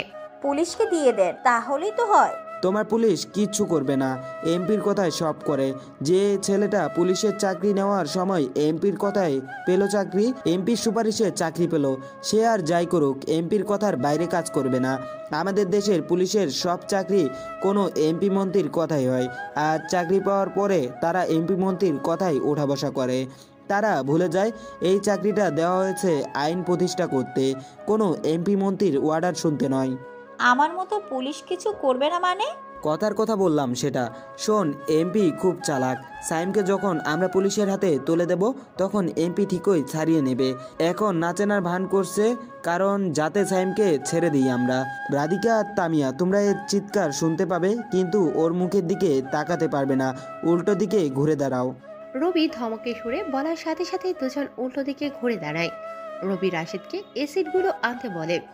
রাশেদ সাইমের অ্যাসিডের বোতলটা এনে রবির হাতে দেয়। রবি সাইমকে বলে, যে অ্যাসিড তুই তামিয়াকে মারতে চেয়েছিস, সেই অ্যাসিডের যন্ত্রণা কেমন তা আজ তুই বুঝবি, এই নে। বলার সাথে সাথে পুরো বোতল সাইমের মুখে ঢেলে দেয়। সাইম চিৎকার শুরু করে। এত জোরে চিৎকার করে দূর থেকেও সবাই এদিকে আসতে শুরু করে। সাইমের চিৎকার শুনে রবি সহ তার দলের সবাই হাসতে থাকে। রাধিকা আর তামিয়া পেছনে ফিরে দেখে সাইমের পুরো মুখ ভেজা, কিন্তু পড়ার কোনো চিহ্ন নাই। রবি হাসি বন্ধ করে সাইমের মুখে হাত দিয়ে বলে, কিরে, অ্যাসিডকে যদি এত ভয় পাস তাহলে সাথে নিয়ে ঘুরিস কেন? সাইমের অবস্থা খুবই খারাপ। সে ভয়ে ভয়ে বলল, অ্যাসিড অ্যাসিড। তোর মুখে পানি ঢেলেছি, তাতে এত চিৎকার, অ্যাসিড দিলে তখন কি করতি? রবির কথা শুনে রাধিকা একটা দীর্ঘশ্বাস ফেল। হঠাৎ রবির ফোন বেজে উঠল। প্রিন্সিপাল স্যার ফোন দিয়েছে। রবি ফোন কানে নিতে স্যার বলল এখনই তার অফিসে যেতে। রবি সবাইকে থাকতে বলল আর সাইমের আদর করতে বলে চলে গেল। রবি প্রিন্সিপালের রুমে গিয়ে স্যারের সামনে বসলো। স্যার জানতে চাইলো ক্যাম্পাসে কি হচ্ছে। স্যার, অ্যাসিড মারতে চেয়েছে একটা মেয়েকে সাইম, তাকে আমার ছেলেরা অ্যাসিডের ক্ষতিকর দিক কি কি সেটা বলতেছে। এসিড ওকে, পুলিশকে দিয়ে দাও, নয়তো ঝামেলা হতে পারে। স্যার, একটা ফোন করতে পারি আপনার ফোন থেকে? আসলে আমার ফোনের টাকা শেষ। ওকে, ফোন করো। রবি ফোনটা হাতে নিয়ে কি যেন দেখালো, তারপর স্যারকে ফোনটা দিয়ে দিল। রবি ফোন করেনি দেখে স্যার বলল তুমি না কাকে যেন ফোন করবে বলেছো? স্যার, আপনাকে এমপি কেন ফোন দিয়েছে? না মানে? স্যার ঠিকভাবে কথা বলতে পারছে না। রবি ফোন নিয়ে প্রিন্সিপাল স্যারের কল লিস্ট দেখলো, সেখানে এমপির নাম্বারও আছে। রবি প্রিন্সিপাল স্যারকে বলল স্যার, আজ যদি সাইমকে ছেড়ে দিই, কাল এমন একটা ঘটনা আবার ঘটতে পারে। না না, ছেড়ে দিতে বলছি না, পুলিশকে দিয়ে দাও তাহলে হবে। স্যার, জানেনই তো পুলিশকে দেওয়া আর এমপির হাতে দেওয়া একই কথা। বলুন স্যার, এমপি কি বলেছে আপনাকে? তেমন কিছু বলেনি, শুধু পুলিশের হাতে সাইমকে তুলে দিতে বলেছে। রবি খুব ভালো করে জানে স্যারকে হুমকি দিয়েছে। এবার রবি নিজের ফোন বের করে কানে নিল। প্রিন্সিপাল স্যার জিজ্ঞেস করছে কাকে ফোন দিচ্ছে। রবি তখন বলে আমাদের জনদরদি কুখ্যাত রাজনীতিবিদ এমপি মহোদয়কে ফোন দিচ্ছি। প্রিন্সিপাল ভালো করেই জানে রবিকে থামতে বললেও থামবে না, তাই প্রিন্সিপাল চুপ করে চেয়ারে বসে আছে। দ্বিতীয়বার রিং হতে এমপি ফোন ধরলো। কে? তোর বাপ। জানিস কার সাথে কথা বলছি? কুখ্যাত এমপির সাথে। তুই জেনেও এভাবে কথা বলতেছিস? কে তুই? রবিউল হাসান। তুই বলেছিলি না সাইমকে তুই চিনিস না, তাহলে পুলিশের হাতে কেন দিতে বললি? আজ তুই দেখবি আমার ভার্সিটিতে তোর প্রতিটা লোক কিভাবে মরে, সে কষও তুলে ফেলবো আমি। এটা তোর ড্রাগসের বিজনেস করার জায়গা নয়। এখানে সবাই আসে ভবিষ্যৎ উজ্জ্বল করতে, তোর মতো মাফিয়াদের সংগঠন তৈরি করতে নয়। আমি তোর অবস্থা 12টা বাজাবো। আজ থেকে তোর 12টা বাজা শুরু। সামনের বার এমপি তোকে হতে হবে না। তুই কিন্তু সীমানা অতিক্রম করছিস। গলা নামিয়ে কথা বল, আমি তোকে এক্ষুনি তুলে আনতে পারি, কিন্তু সেটা আমার রাজনীতিতে পড়ে না। তোর লোকগুলো কেমনে শেষ হবে সেটা এখন থেকে দেখবি। তোর ভার্সিটি আমি কবরস্থান বানিয়ে দেব। চাইলেও পারবি না। আমি যতদিন আছি, আজ দেখবি ছাত্রছাত্রীদের পাওয়ার কি। পুরো ভার্সিটিতে মেয়েরাই তোর ছেলেদের পেটাবে। তুই কি করবি কর, আজ সায়েমের খাতা বন্ধ। এমপিকে কিছু বলতে না দিয়ে রবি ফোন কেটে দিল। প্রিন্সিপাল স্যারকে বলল স্যার, এই এমপি হচ্ছে নরমের জম, শক্তের ভক্ত। আপনি তাকে যত ভয় পাবেন তত ভয় দেখাবে, আর রুখে দাঁড়ালে আপনার কাছে মাথা নিচু করবে। হ্যাঁ, তার অনেক পাওয়ার, কিন্তু স্যার এই পাওয়ারকে কাজে লাগিয়ে সে 2 নাম্বারই কাজ করে। ভয় পাওয়ার কোনো কারণ নেই স্যার। এই এমপি কলেজে হামলা করার জন্য এই প্ল্যানটা করেছিল। আসি আজ। রবি প্রিন্সিপালের রুম থেকে বের হয়ে সোজা সাইমের কাছে চলে গেল। রবি রাশেদকে বলল ভার্সিটির সব মেয়েকে এক করতে। রবি তাদের কিছু বলবে, সাথে সাথে সব ছেলে পেলে চলে গেল ক্লাসে ডাকতে। সবাই মাঠে এসে হাজির। ছেলেরা সবাই পেছনে দাঁড়িয়ে আছে, মেয়েরা সামনে। একটা হ্যান্ড মাইক নিয়ে রবি সবার উদ্দেশ্যে বলা শুরু করলো। সবাইকে এখানে একত্রিত করার কিছু কারণ আছে, আমি সব পরিষ্কার করে দেব। তার আগে আমি কিছু জিজ্ঞেস করতে চাই, সবাইকে উত্তর দিতে হবে। আমি ক্ষমতায় থাকায় আজ পর্যন্ত কেউ কি কোনো ঝামেলায় পড়েছো, যাতে মারামারি কিংবা মামলা হতে হয়েছে, বা তোমাদের কোনো সমস্যা হয়েছে আমার কারণে? না ভাই। আমি এই ক্যাম্পাসকে আমার পরিবার মনে করি। এখানে প্রতিটি মানুষ আমার পরিবারের একজন। সবাইকে আমি যেমন ভালোবাসি তেমনই শাসনও করি। আমার বা আমার ছেলেপেলেদের কারণে কারো কোনো ক্ষতি হয়নি, বরং সবাই আমার ছেলেপেলেদের ভালোবাসে। আমি ক্ষমতায় আসার পর থেকে অনেক নেতা আমাকে ফোন দিয়ে 2 নাম্বারই ব্যবসা করার প্রস্তাব দেয়, আমি সেগুলোকে ইগনোর করি। আমাদের এমপি এই ভার্সিটিতে 2 নাম্বারই ব্যবসা করতে পারছে না বলে এই ভার্সিটিতে দাঙ্গা সংগঠন করার চেষ্টা করছে। মেয়েদের পেছনে ছেড়ে দিছে সাইমের মতো ছেলেকে। আজ সাইম আমাদের ভার্সিটির একটা মেয়েকে অ্যাসিড মারার জন্য প্রকাশ্যে রাস্তায় অ্যাসিড নিয়ে দৌড়ায়। মেয়েটার ভাগ্য ভালো, সেখানে আমাদের ছেলেদের দেখতে পেয়ে তাদের কাছে চলে যায়। আমি সবাইকে স্পষ্ট করে বলে দিতে চাই, এই ভার্সিটিতে যে হামলা করতে চাইবে সেই অস্তিত্বহীন হয়ে পড়বে, সে এমপি হোক বা অন্য কেউ। আমরা সবাই জানি অ্যাসিড মারার শাস্তি কি হয়, যাবজ্জীবন নয় মৃত্যুদণ্ড। আমি চাই আজ থেকে এমপি আমাদের পেছনে যাতে এমন আর কোনো হামলা বাঁধানোর চেষ্টা না করতে পারে তার ব্যবস্থা তোমরা করবে। আজ একটা মেয়েকে অ্যাসিড মারতে চেয়েছে, কাল তোমাকে আমাকে মারতে পারে। এই এমপির পতন আজ থেকে শুরু। আমরা ভোট দিয়ে নেতা নির্বাচন করি সবার ভালোর জন্য, সবার মধ্যে আতঙ্ক ছড়িয়ে দিতে নয়। আর কয়েক মাস পরে আবার নির্বাচন আসবে। আমি চাই এই এমপির জায়গায় নতুন কেউ আসুক। আজ এই আতঙ্কবাদীদের কারণে আমরা ভয়ে ভয়ে বাঁচি। স্বাধীন দেশে আমরা আর ভয় নিয়ে বাঁচতে চাই না, এর সমাধান চাই। আজ এই মুহূর্ত থেকে যেখানে আতঙ্কবাদী দেখবে সেখানে তাদের রুখে দেবে। আমি চাই সাইমকে শিক্ষা দেওয়ার মাধ্যমে আমাদের এই পথযাত্রা শুরু হবে।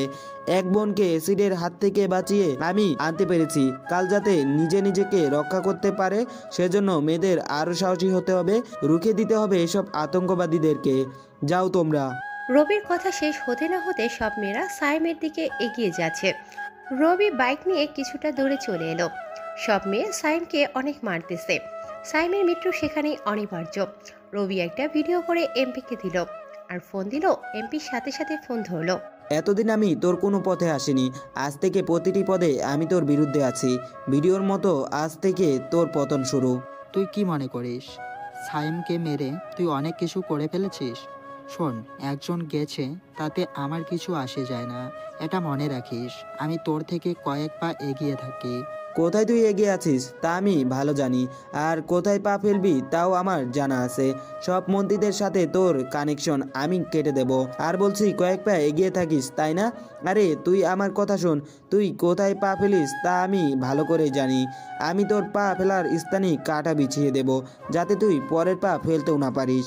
এমপি কিছু বলতে যাবে, কিন্তু তার আগে রবি ফোন কেটে দিল। অনেকটা সময় হলো, খিদেও লেগেছে। রাধিকাকে নিয়ে আবারও রেস্টুরেন্টে গেল। দুপুরের খাবার সেখানে খেলো। রবি অনেক ক্লান্ত, তাই বাসায় যাওয়ার কথা চিন্তা করলো। রাধিকাকে রেস্টুরেন্টে রেখে একটু বের হলো। একটু পর ফিরে আসলো 2টা গোলাপ নিয়ে। ফুলগুলো রবি নিজের কোমরে পিছনে লুকিয়ে রাখলো।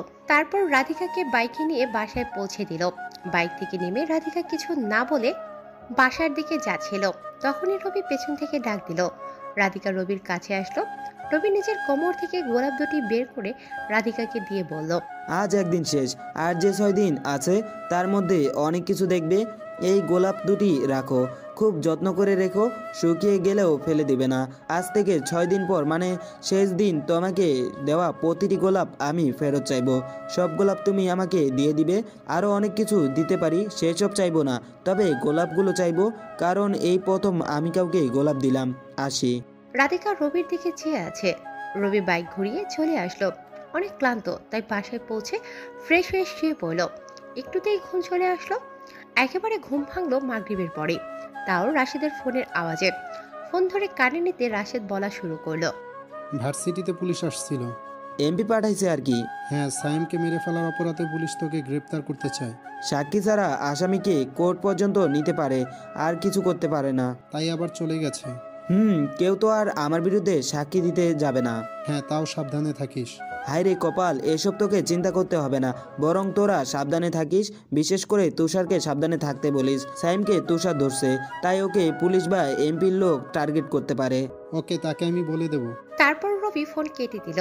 রাতে কম্পিউটারে কিছু কাজ শেষ করে ঘুমিয়ে পড়ল। সকালে ভার্সিটিতে গিয়ে দেখে অনেকগুলো গাড়ি। ভার্সিটিতে যেতে রাশেদের সাথে দেখা। রাধিকাও রাশেদের সাথে ছিল। রাশেদ আসতে রবি বলল, এত গাড়ি কিসের এখানে? এমপি থেকে অনেকে আসছে কালকের ঘটনার জন্য। 10 মিনিট হলো বসে আছে। ভাবছিল তুই তাড়াতাড়ি আসবি, কিন্তু তোর ফোন তোলার সময় হয়নি। যা, অপেক্ষা করছে সবাই। কে কে আসছে ওখানে? 7 নেতা আসছে, এমপি, মেয়র, ডিসি, তারেক ভাই সহ। 7 জন যে বললি? বাকিদের চেনা নাই। আর শোন, এমপিকে চাইলে এখন থেকে ঘায়েল করতে পারবি। দেখা যাক। ওরা তো প্রিন্সিপাল স্যারের রুমে আছে না? হ্যাঁ, আমরা বাইরে আছি, কোনো দরকার পড়লে বলবি। ওকে। তো রাধিকা, কেমন আছো তুমি? ভালো। আপনি তো মনে হয় ভালো নেই। এই, আপনি ডাকাটা বন্ধ করে এখন থেকে তুমি করে বলবে। আর আমি ভালোই আছি। পারবো না তুমি বলতে। তর্ক করার সময় নেই, তুমি রাশেদের সাথে থেকো, আমি গিয়ে দেখি এমপির কি অবস্থা। রবি প্রিন্সিপাল স্যারের রুমে চলে গেল। সবাই সেখানে বসে আছে। রবি সবাইকে সালাম দিয়ে বসে পড়ল। রবি সবাইকে উদ্দেশ্য করে বলল, আপনারা সবাই এখানে? কোনো সমস্যা? তুমি ভালোই জানো কেন আসছি। জানি, কিন্তু আপনাকে আসা মানায়নি। কাল ছাত্রীদের দিয়ে সাইমকে মেরে ফেলেছ, কেন করেছো এমনটা? তাহলে কি আপনাদের হাতে তুলে দেওয়া উচিত ছিল? অবশ্যই আমরা জানি অপরাধীদের কিভাবে শাস্তি দিতে হয়। তুমি তাকে পুলিশের কাছে না দিয়ে তোমরাই মেরে ফেললে। দেখুন স্যার, আপনারা নামে আছেন, কোনো আইন আপনারা রক্ষা করেন না। আপনাদের সবার মুখোশের আড়ালের চেহারা আমার জানা আছে। কি মনে করেন আমি বোকা? ডিসি স্যার, আপনি পুলিশের চাকরি কিভাবে নিয়েছেন মনে আছে? ঘুষ তো দিচ্ছেন, সাথে বলেছেন নেতাদের রক্ষার জন্য আপনি সব করবেন। আপনি বলেননি আইন রক্ষা করবেন। মুখ সামলে কথা বলো। রবি বুঝে গেল একে বললে কিচ্ছু হবে না, দেখাতে হবে। রাশেদকে ফোন দিল আর রাশেদের কাছে থাকা পেন ড্রাইভ আনতে বলল। রাশেদ পেন ড্রাইভ রবিকে দিয়ে চলে গেল। রবি প্রিন্সিপাল স্যারের ল্যাপটপ নিয়ে ওপেন করে, তারপর ডিসির শপথের ভিডিও দেখায়।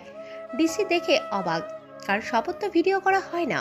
এত অবাক হওয়ার কিছু নাই, আপনার আরও অনেক কিছু আমার এই পেনড্রাইভে আছে। কি কি আছে? আমি বললে আপনি লজ্জায় পড়বেন, তাও বলছি। কয়েকদিন আগে তনু নামের যে মেয়েটা অ্যাক্সিডেন্টে মারা গেছে, সেটা কি আদৌ অ্যাক্সিডেন্ট ছিল না তাকে খুন করা হয়েছে? কি বলতে চাও তুমি? আপনি আর এমপি ওকে ধর্ষণ করেছেন হোটেলে নিয়ে, মুখ খুলে দেবে বলে আপনারা তাকে চক্রান্ত করে মেরে ফেলেছেন। এসব মিথ্যা কথা, ভিত্তিহীন। আপনারা ভুলে গিয়েছেন হোটেলের প্রতিটি রুমে ক্যামেরা থাকে। আপনারা তনুর সাথে যা করেছেন সব ওখানে উঠে গেছে। যদি একবার আমি ইন্টারনেটে ছেড়ে দিই তাহলে কি হবে বুঝতে পারছেন? কত টাকা লাগবে বলো এসব নষ্ট করে দিতে?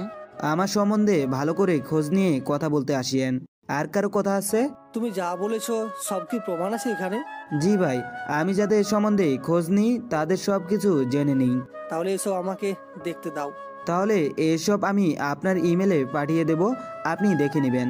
তাও তুমি সাইমকে পুলিশ হাতে তুলে দিতে পারতে। তারেক ভাই, এখানে সাইমের জায়গায় অন্য কেউ থাকলে আপনাদের আসতে হতো না। সাইমের মৃত্যুতে কেন আসছেন তা জানেন আপনি? এমপি বলছে তাই আসছি। তাহলে আপনারা সবাই দেখুন মৃত্যুর আগে সাইম কি বলেছিল। তারপর রবি সাইমের বলা কথাগুলোর ভিডিও সবার সামনে প্লে করে দিল। এমপি ড্রাগসের বিজনেস করতে চাওয়া থেকে শুরু করে সব বলে দিল। ভিডিও দেখে তারেক ভাই আর তার সাথে থাকা 3 জন মেয়র সবাই অন্যভাবে এমপির দিকে তাকিয়ে আছে। এমপি বলেছে এসব মিথ্যা, কিন্তু সবাই তো জানে মৃত্যুর আগে কেউ মিথ্যা বলে না। সাইমকে পুলিশের হাতে না দেওয়ার কারণ কি? আপনার কথায় ড্রাগস ধরা পড়া আপনার ভাইয়ের ছেলেকে যদি পুলিশ ছেড়ে দিতে বাধ্য হয়, তাহলে এমপির কথায় কেন পুলিশ সাইমকে ছাড়তে বাধ্য হবে না? মেয়র রবির কথা শুনে চুপ করে আছে। মেয়র বুঝতে পারছে যত কথা বলবো তত তথ্য সবাইকে দিয়ে দেবে, তার থেকে ভালো চুপ করে থাকা।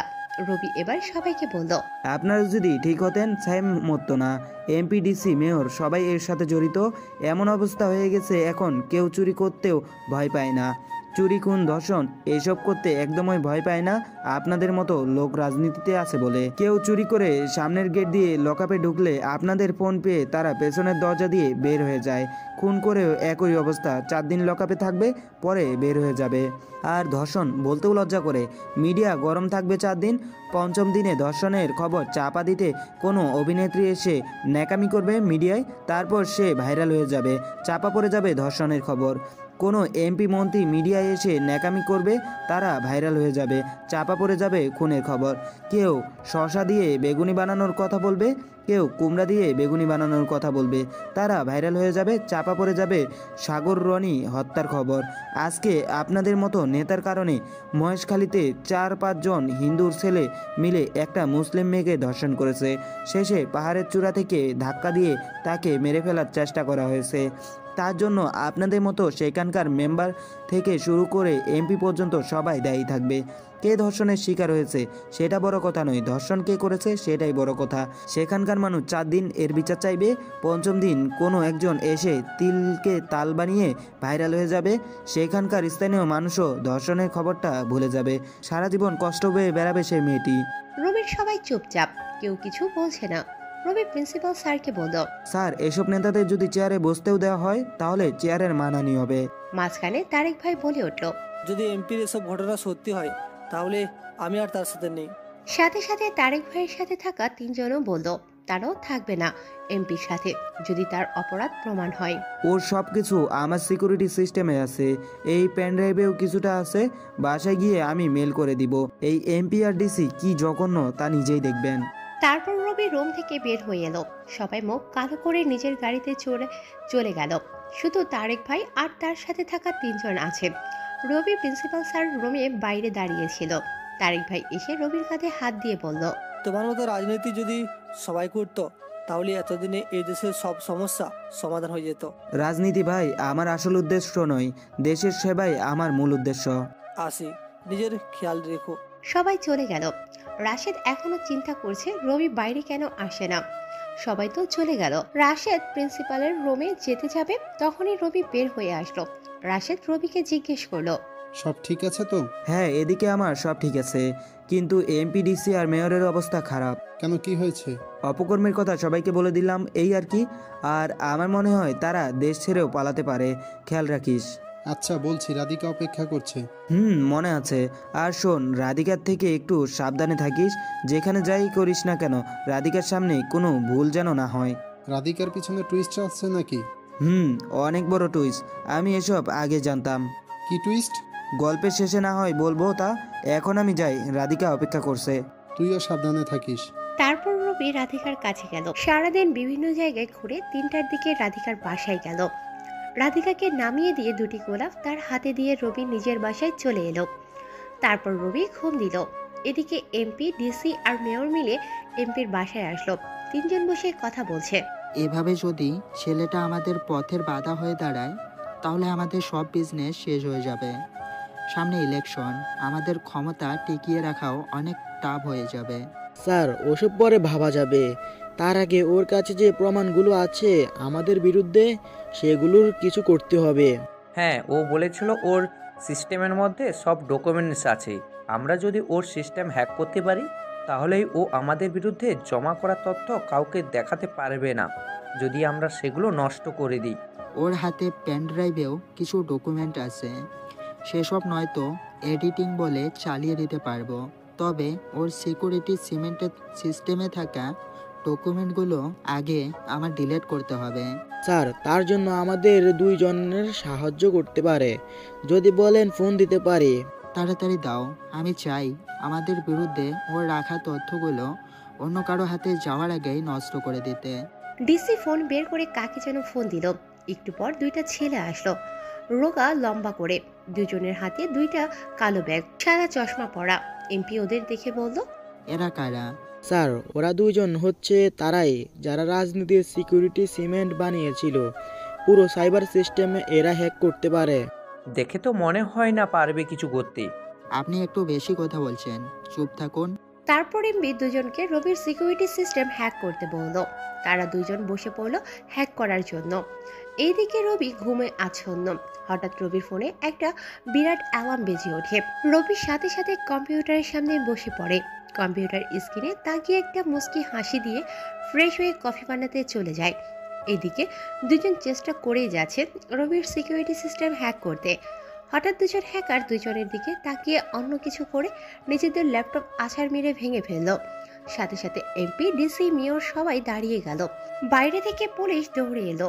এমপি জিজ্ঞেস করলো, কি হলো, এভাবে ল্যাপটপ ভেঙে ফেললেন কেন? 2জন কিছু বলার আগেই অজ্ঞান হয়ে গেল। এমপির বাসায় সারাক্ষণ ডাক্তার থাকে। ডাক্তার ভালো করে 2জনকে পরীক্ষা করে বলল, এই 2জন এমন কিছু দেখেছে যার কারণে অত্যাধিক ভয় পেয়ে গেছে, যেমনটা মানুষ নিজের চোখে মৃত্যুকে দেখলে পায়। আর একটা কারণ হচ্ছে এদের 2জনের মুখে কিছু বিষাক্ত হাওয়া বা ল্যাপটপের স্ক্রিনের থেকে বের হওয়া রশ্মি তাদের মুখের উপর খুব খারাপ প্রভাব ফেলেছে, যার কারণে তারা অজ্ঞান হয়ে গেছে। যদি আর একটু দেরি হতো, মানে 10 সেকেন্ডের মতো সময় ধরে ল্যাপটপ স্ক্রিনের সামনে থাকতো, তাহলে তারা মারা কিংবা কোমাতে চলে যেত। তবে এখন তারা শারীরিকভাবে ঠিক আছে। যতক্ষণ তাদের জ্ঞান ফিরবে না ততক্ষণ বলা যাবে না ওদের মেমোরি লস হয়েছে কিনা। তবে আমার মনে হচ্ছে মেমোরি লস হলেও অল্প সময়ে তা আবার ফিরে আসবে। ডক্টরের কথা শুনে এমপি সহ সবাই বেশ অবাক। সবার মাথায় একটা প্রশ্ন ঘুরছে, তারা কি এমন দেখলো যার কারণে মৃত্যুর দুয়ারে চলে গেছিল? হঠাৎ এমপির ফোনে একটা মেল আসলো, যেটা দেখে এমপির কাঁপাকাঁপি শুরু হয়ে গেল।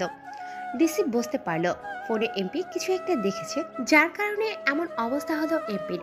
এমপি চুপ করে আছে, কিছু বলছে না দেখে ডিসি ফোনটা নিল, মেলটা পড়া শুরু করলো।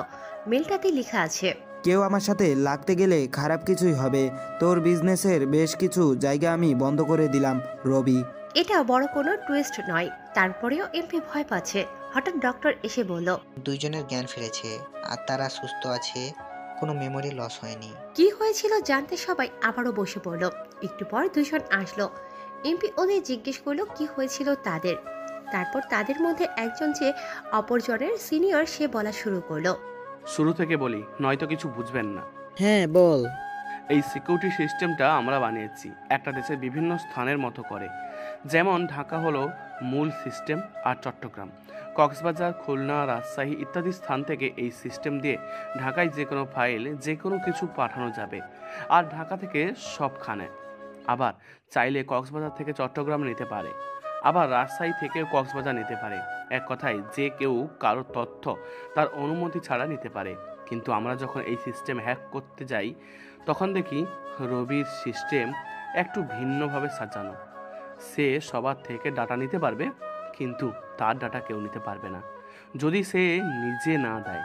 আমরা শুধু ওর সিস্টেম হ্যাক করতে চাই, সেখানে আমাদের সমস্যা হয়। অনেক চেষ্টার পর আমরা তার একটা সিস্টেম হ্যাক করতে পারি, সেটা রবি নিজের ইচ্ছেতে নর্মাল করে রাখছিল। কিন্তু আমরা প্রথম সিস্টেম হ্যাক করার পর যখন দ্বিতীয় সিস্টেম হ্যাক করতে চাই, সাথে সাথে যে সিস্টেম উধাও হয়ে যায়, কারণ কোনো কারণ ছাড়াই দ্বিতীয় সিস্টেমটা খুলে যায়। আর তৃতীয় সিস্টেমের ওপরে ক্লিক করার আগে বুঝতে পারি সেখানে আরও 8টা সিস্টেম হ্যাক করতে হবে আমাদের, তাহলেই সম্পূর্ণ সিস্টেমটা হ্যাক করা পসিবল। যখন আমরা তৃতীয় সিস্টেমে ক্লিক করি, সাথে সাথে একটু লোগো আমাদের সামনে শো করে। যে লোগোটা বানানো হয়েছে একটা মানুষের 2 ঠোঁটের নিচের অংশ দিয়ে। আমরা বুঝতে পারছিলাম না কি করব। একটু পর দেখি লোগোটা অদৃশ্য হতে থাকে, একটু পর লোগোটা একদম ছোট হয়ে যায়, আর লোগোটা ঘুরে একটা বাক্স হয়ে যায়। বাক্সটা খুলতে কোড চায়, আর সে কোডটা বাক্সের নিচে লেখা থাকে। আমরা কোডটা দেখে লিখে দিই, আর বাক্সটা ওপেন হয়ে যায়।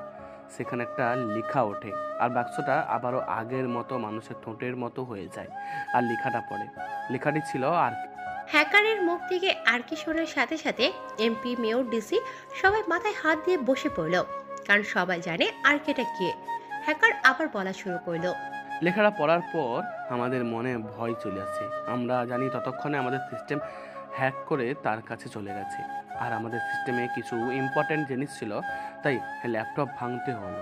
আর সব থেকে বড় কথা, এই বাক্সে কিছু ছিল, যার কারণে আমরা এক নজরে ওই বাক্সর দিকে তাকিয়েছিলাম। মনে হচ্ছে এই বাক্সে এমন কোনো ভাইরাস ছিল যেটা ল্যাপটপের স্ক্রিনের বাইরে এসে কাজ করতে পারে। আমরা মনে হয় সম্মোহিত হয়ে গিয়েছিলাম, কারণ আমাদের আরও তাকিয়ে থাকতে ইচ্ছে করছিল।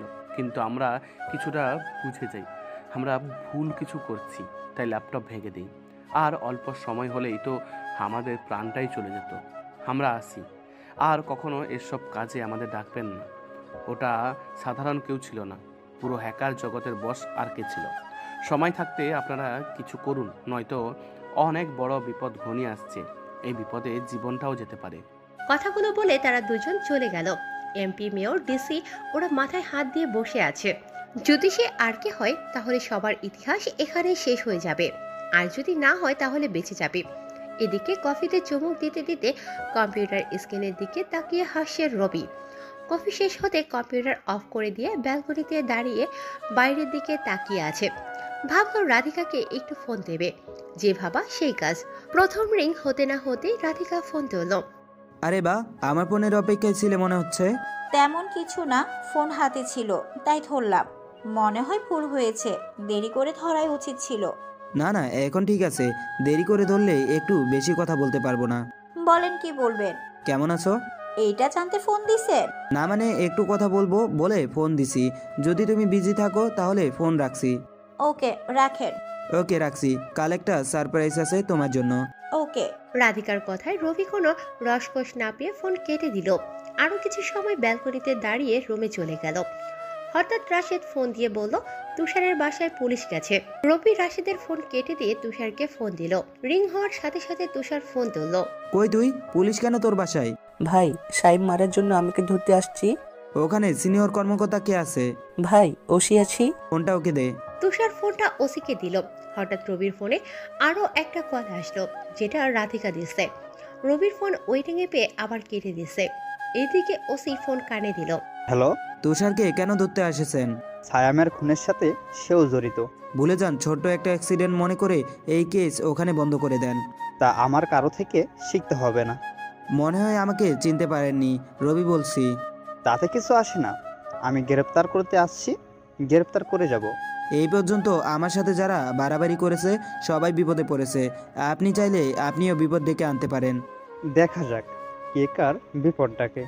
আমার কথা আপনি বুঝতে পারেননি, আমি কোনো এমপি মন্ত্রীকে ফোন দিয়ে আপনাকে যেতে বলবো না, আপনাকে ট্র্যাপে ফেলে আপনাকে নিয়ে যাব। দেখা যাক কে কাকে ট্র্যাপে ফেলতে পারে। এবার রবির মাথা গরম হয়ে গেল। এত বুঝিয়ে যখন কোনো কাজ হয়নি তাহলে আর বুঝিয়ে লাভ নেই। রবি ফোন কেটে দিল। ওসি হাসাহাসি শুরু করে দিয়েছে। ওসির ফোনে একটা SMS আসলো। ওসি সেটা দেখে ভয়ে ফোন হাত থেকে পড়ে গেল।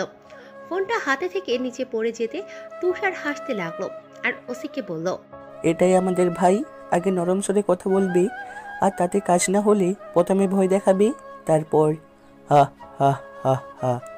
এখন তোর মতো ওসির কোনো ছাড় নেই। যেখানে ডিসি, এমপি, মেয়র সবাই ভাইকে ভয় পায়, সেখানে 2 টাকার ওসি হয়ে ভাইয়ের কথা অমান্য করার স্বাদ এবার বুঝবি তুই। ওসির ফোন আবার বেজে উঠলো। তাড়াতাড়ি ফোনটা তুলে নিল। ফোনটা ধরে কাটে দিতে রবি বলল, নিয়ে যাও এবার তুষারকে। ভাই ভুল হয়ে গেছে, মাফ করে দেন। আমার ডিকশনারিতে মাপ বলে কোনো শব্দ নেই, আছে কেবল শাস্তি। নিয়ে যাও এবার তুষারকে। না ভাই, ওকে নিয়ে গেলে আপনি ভিডিও ভাইরাল করে দেবেন। ভিডিওটা বেশ জোস বুঝলি, এটা ভাইরাল করলে অনেক ভিউ হবে, যত বেশি ভিউ হবে তত বেশি টাকা পাবো। যা নিয়ে যা তুষারকে। ভাই ভুল হয়ে গেছে, কি করতে হবে বলেন, আপনি যা বলবেন তাই করব। তাহলে বল, সাইম অ্যাসিড মারতে চেয়েছিল বলে তাকে মেরেছি, এখানে আমার ছেলেদের কোনো অপরাধ আছে? না ভাই, নাই। তুই এই চাকরি নিয়ে অহংকার করিস খুবই। তুই বলতে পারিস এই ভিডিওটা তো শুধু তোর কাছেই ছিল, তাহলে আমার কাছে কিভাবে এলো? এটা নিয়ে তোর মাথা ঘামাতে হবে না, আজই তুই এই চাকরি ছেড়ে দিবি, নয়তো বুঝতেই পারছিস। চাকরি ছেড়ে দিলে আমার বউ বাচ্চা না খেয়ে মরবে। ঘুষের টাকায় এত কিছু করে ফেলেছিস, বাড়ি গাড়ি সব করে ফেলেছিস, তাও টাকার প্রতি লোভ তোর। এতই যদি বউ বাচ্চার চিন্তা করিস তাহলে তোর বউয়ের হক চাকরানির কাছে মিটালি কেন? হয়তো টাকার জন্য সে তোর বিছানা গরম করেছে, কিন্তু তুই তোর বউয়ের হক নষ্ট করেছিস। হয় চাকরি ছাড়বি, নয় আমি ভিডিও ছাড়বো, চয়েস তোর। চাকরি ছাড়বে? ভুলেও আমার কোনো ছেলেদের দিকে যদি দ্বিতীয়বার তাকাস তাহলে চোখ থাকবে না তৃতীয়বার দেখার। যা মাফ করে দিলাম, চাকরিও ছাড়তে হবে না, তবে আজ থেকে কোনো অন্যায় করবি না। অন্যায় করে কোনো শান্তি নাই রে, সঠিক পথে উপার্জন করে দেখ, অনেক শান্তি পাবি। ধন্যবাদ ভাই আপনাকে, আমি আসি। তারপর মাথা নিচু করে তুষারের বাসা থেকে বের হয়ে গেল। তুষার আবার রবিকে ফোন দিয়ে কৃতজ্ঞতা জানালো। রবি তাকে বলল, যদি মনে হয় কেউ তোমার পথের বাধা হয়ে দাঁড়াতে পারে তাহলে আগে তার দুর্বল জায়গাগুলো খুঁজে নাও, আর নিজেকে এত দ্রুত চালিয়ে নাও যাতে সে তোমার পাশেও আসতে না পারে। আর যদি মনে হয় তার সাথে তুমি পেরে উঠছো না তাহলে তার দুর্বল জায়গায় আঘাত করো, দেখবে তার দৌড় থেমে যাবে। তবে মনে রাখবে, সে ঘুরে দাঁড়ানোর আগেই তোমার উদ্দেশ্য হাসিল করতে হবে, নয়তো তুমি আর কখনো উদ্দেশ্য হাসিল করতে পারবে না। তারপর রবি ফোন কেটে দিল। রাধিকা ফোন দিয়েছিল, তাই রাধিকাকে ফোন দিল। রবি ফোন দিতেই রাধিকা ধরে বলল, বাহ, ফোন কাটতে না কাটতে আরেকজনের সাথে কথা। তেমন কিছু না, তুষারের সাথে কথা বলছিলাম। থাক, কার সাথে কথা বলছেন তা আমি জানতে চাইনি। আচ্ছা বলো, আবার কেন ফোন দিলে? এমনি দিলাম, ভাবলাম আমার কথায় আপনি রাগ করেছেন তাই। রবি মনে মনে ভাবল, আর কত ন্যাকামি করতে পারো তা আমি দেখব, নিজেকে আমার কাছ থেকে যতই লুকিয়ে রাখো লাভ নেই। কি হলো, কথা বলছেন না যে? না মেনে কিছু না। কি করো? বসে আছি, আপনি কি করছেন? দাঁড়িয়ে আছি আর তোমার সাথে কথা বলছি। কাল কি সারপ্রাইজ আছে বললেন না যে? একটা গিফট আছে তোমার জন্য। ও আচ্ছা, তো গিফটটা কি আর কেন দিবেন? সেটা কাল দেখবে না হয়। তারপর রবি ফোন কেটে দিল। একটা ডায়েরিতে কি যেন লিখলো, তারপর ঘুমিয়ে গেল। সকালে ভার্সিটি গেল। রাধিকা আজও রবির জন্য অপেক্ষা করছে কখন আসবে বলে। একটু পর রবি বাইক নিয়ে ভার্সিটিতে চলে আসে। রবির হাতে গিফট পেপার মোড়ানো কিছু একটা আছে। রাধিকার কাছে গিয়ে সেটা দিল। কি এটা?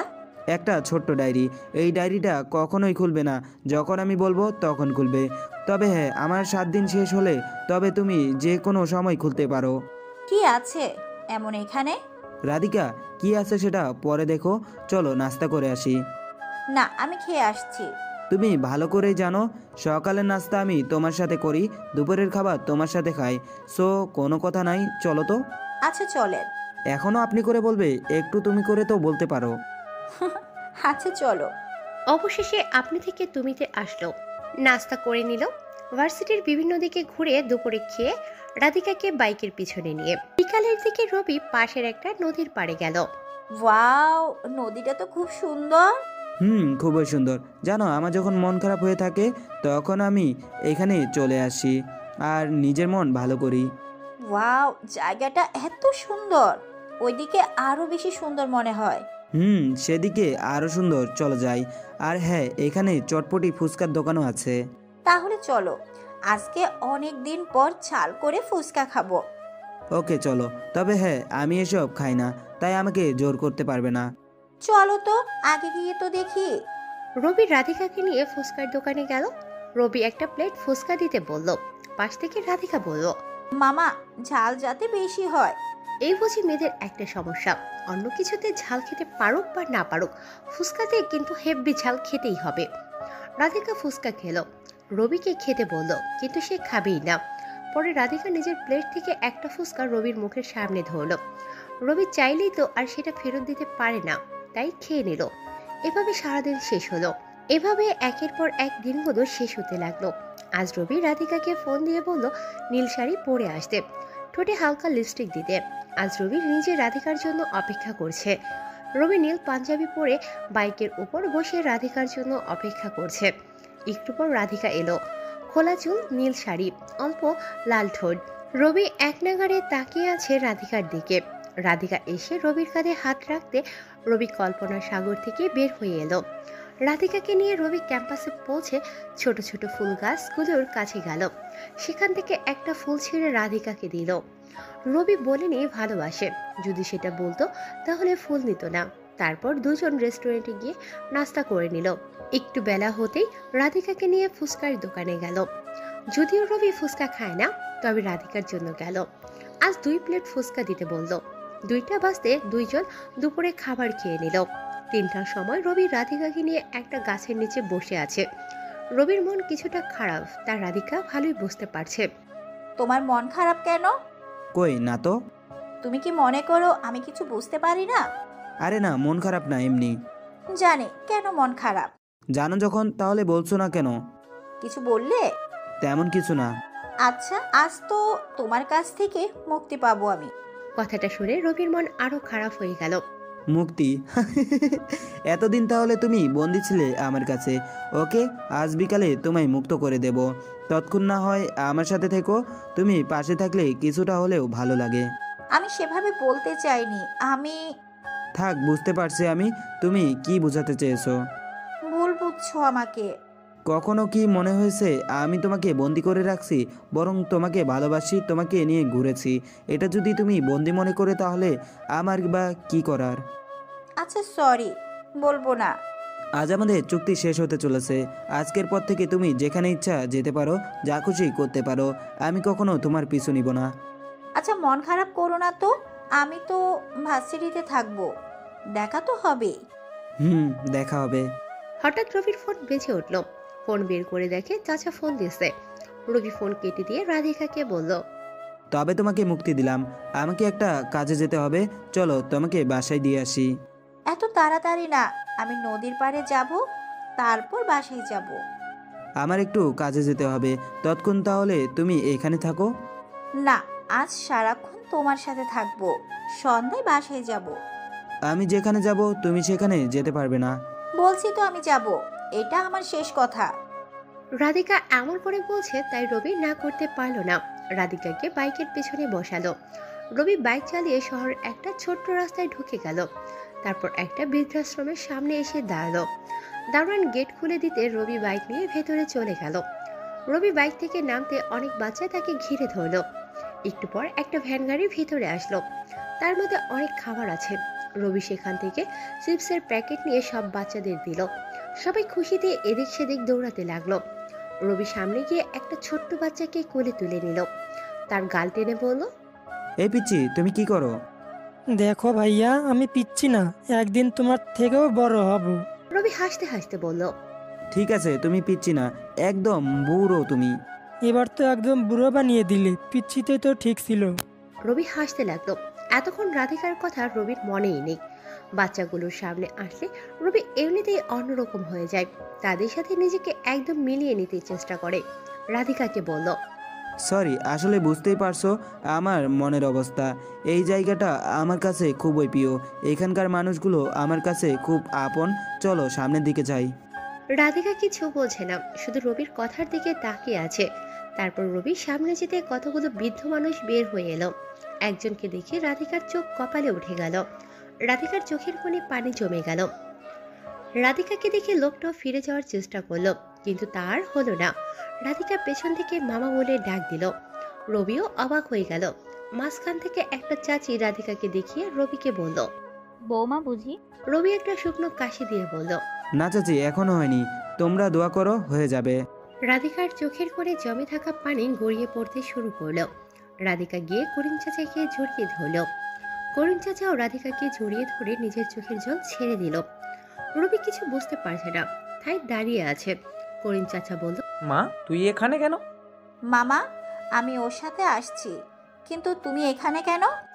মা, সে এক লম্বা গল্প, সে অন্য সময় বলবো। অনেক দিন পর রবি আসছে, তার প্রিয় রং চায়ের ব্যবস্থা করি।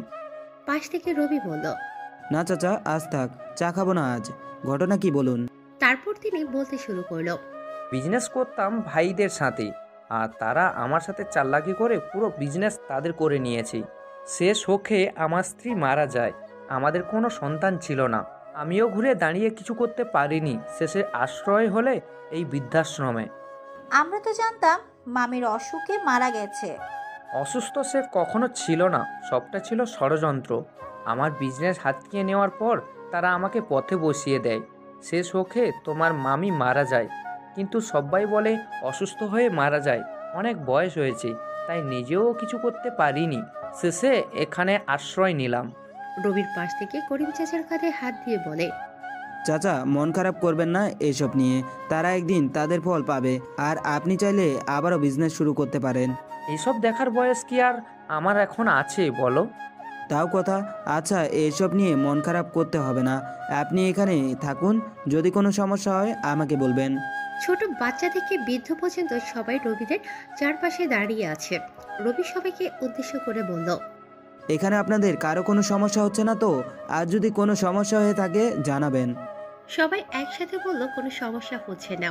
তারপর রবি তাদের থেকে বিদায় নিয়ে রাধিকাকে সঙ্গে নিয়ে চলে আসার জন্য বাইকের কাছে এলো। বাইকে উঠতে উঠতে রাধিকা বলল, এখানে একসাথে বৃদ্ধ আর শিশুরা কেন? নিয়মটা আমার ওই।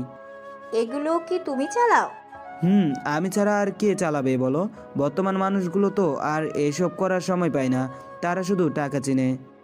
একসাথে শিশু আর বৃদ্ধ, এটার কারণ কি জানতে পারি? অবশ্যই। এখানে একসাথেই বৃদ্ধাশ্রম আর অনাথাশ্রম। শিশুরা তাদের বাবা মায়ের আদর পায় না, আর বৃদ্ধরা তাদের সন্তান বা নাতি নাতনিদের সাথে কথা বলতে পারে না, খেলতে পারে না, তাদের কোলে নিতে পারে না। এমন কষ্টগুলো যাতে তারা কখনো না পায়, আর বাচ্চারা মা বাবা দাদা দাদির আদর থেকে যেভাবে বঞ্চিত হয়েছে সেটা যাতে তাদের মনে না পড়ে। বৃদ্ধরা পাবে নাতি নাতনি কিংবা সন্তান, আর শিশুরা পাবে মা বাবা কিংবা দাদা দাদি, যাতে সবাই একসাথে ভালো থাকতে পারে। আর শিশুদের জন্য স্কুলের ব্যবস্থাও আছে। তুমি এত কিছু একসাথে কিভাবে সামলাও? সময় বের করতে হয় আর কি, বাদ দাও এসব।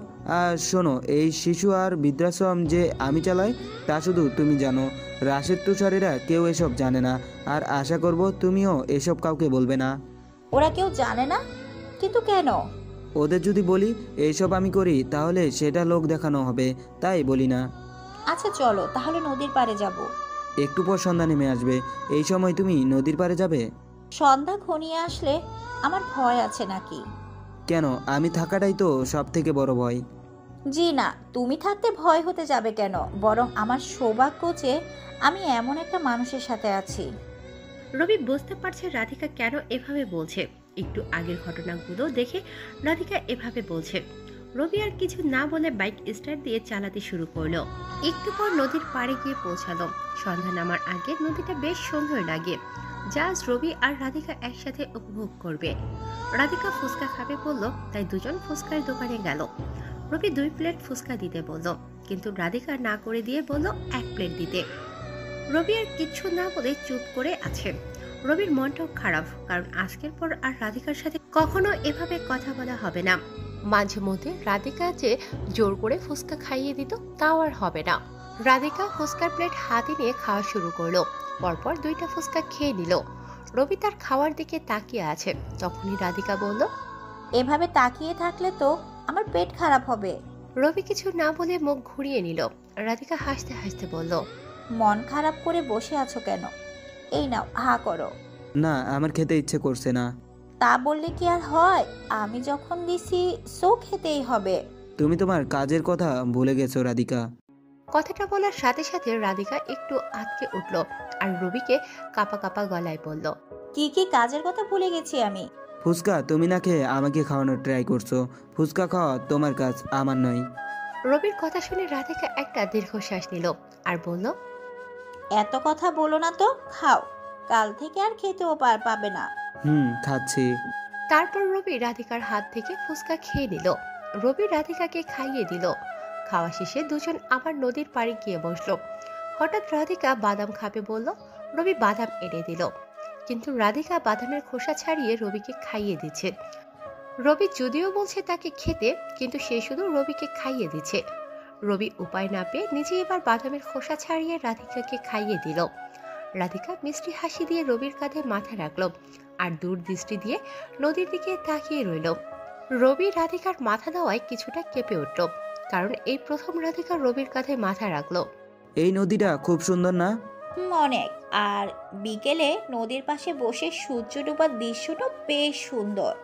জানো, আমার একটা ইচ্ছে ছিল কোনো এক বিকালে নদীর পাশে বসে কারো কাঁধে মাথা রেখে ডুবন্ত সূর্যটা দেখার। তুমি কিভাবে জানো? আমার এটাই ইচ্ছে ছিল। তোমাকে আমি অনেকটা পড়ে নিছি, আর আমি মানুষটা একটু অন্যরকম। কেউ কিছু বলতে চাইলে চারপাশের অবস্থা বুঝে আমি কিছুটা আন্দাজ করতে পারি সে কি বলছে। তুমি তো বেশ ভালো করে পড়তে পারো আমাকে। পড়তে পারি। তোমাকে আমি কতটা পড়েছি সেটা তুমি পরে বুঝতে পারবে।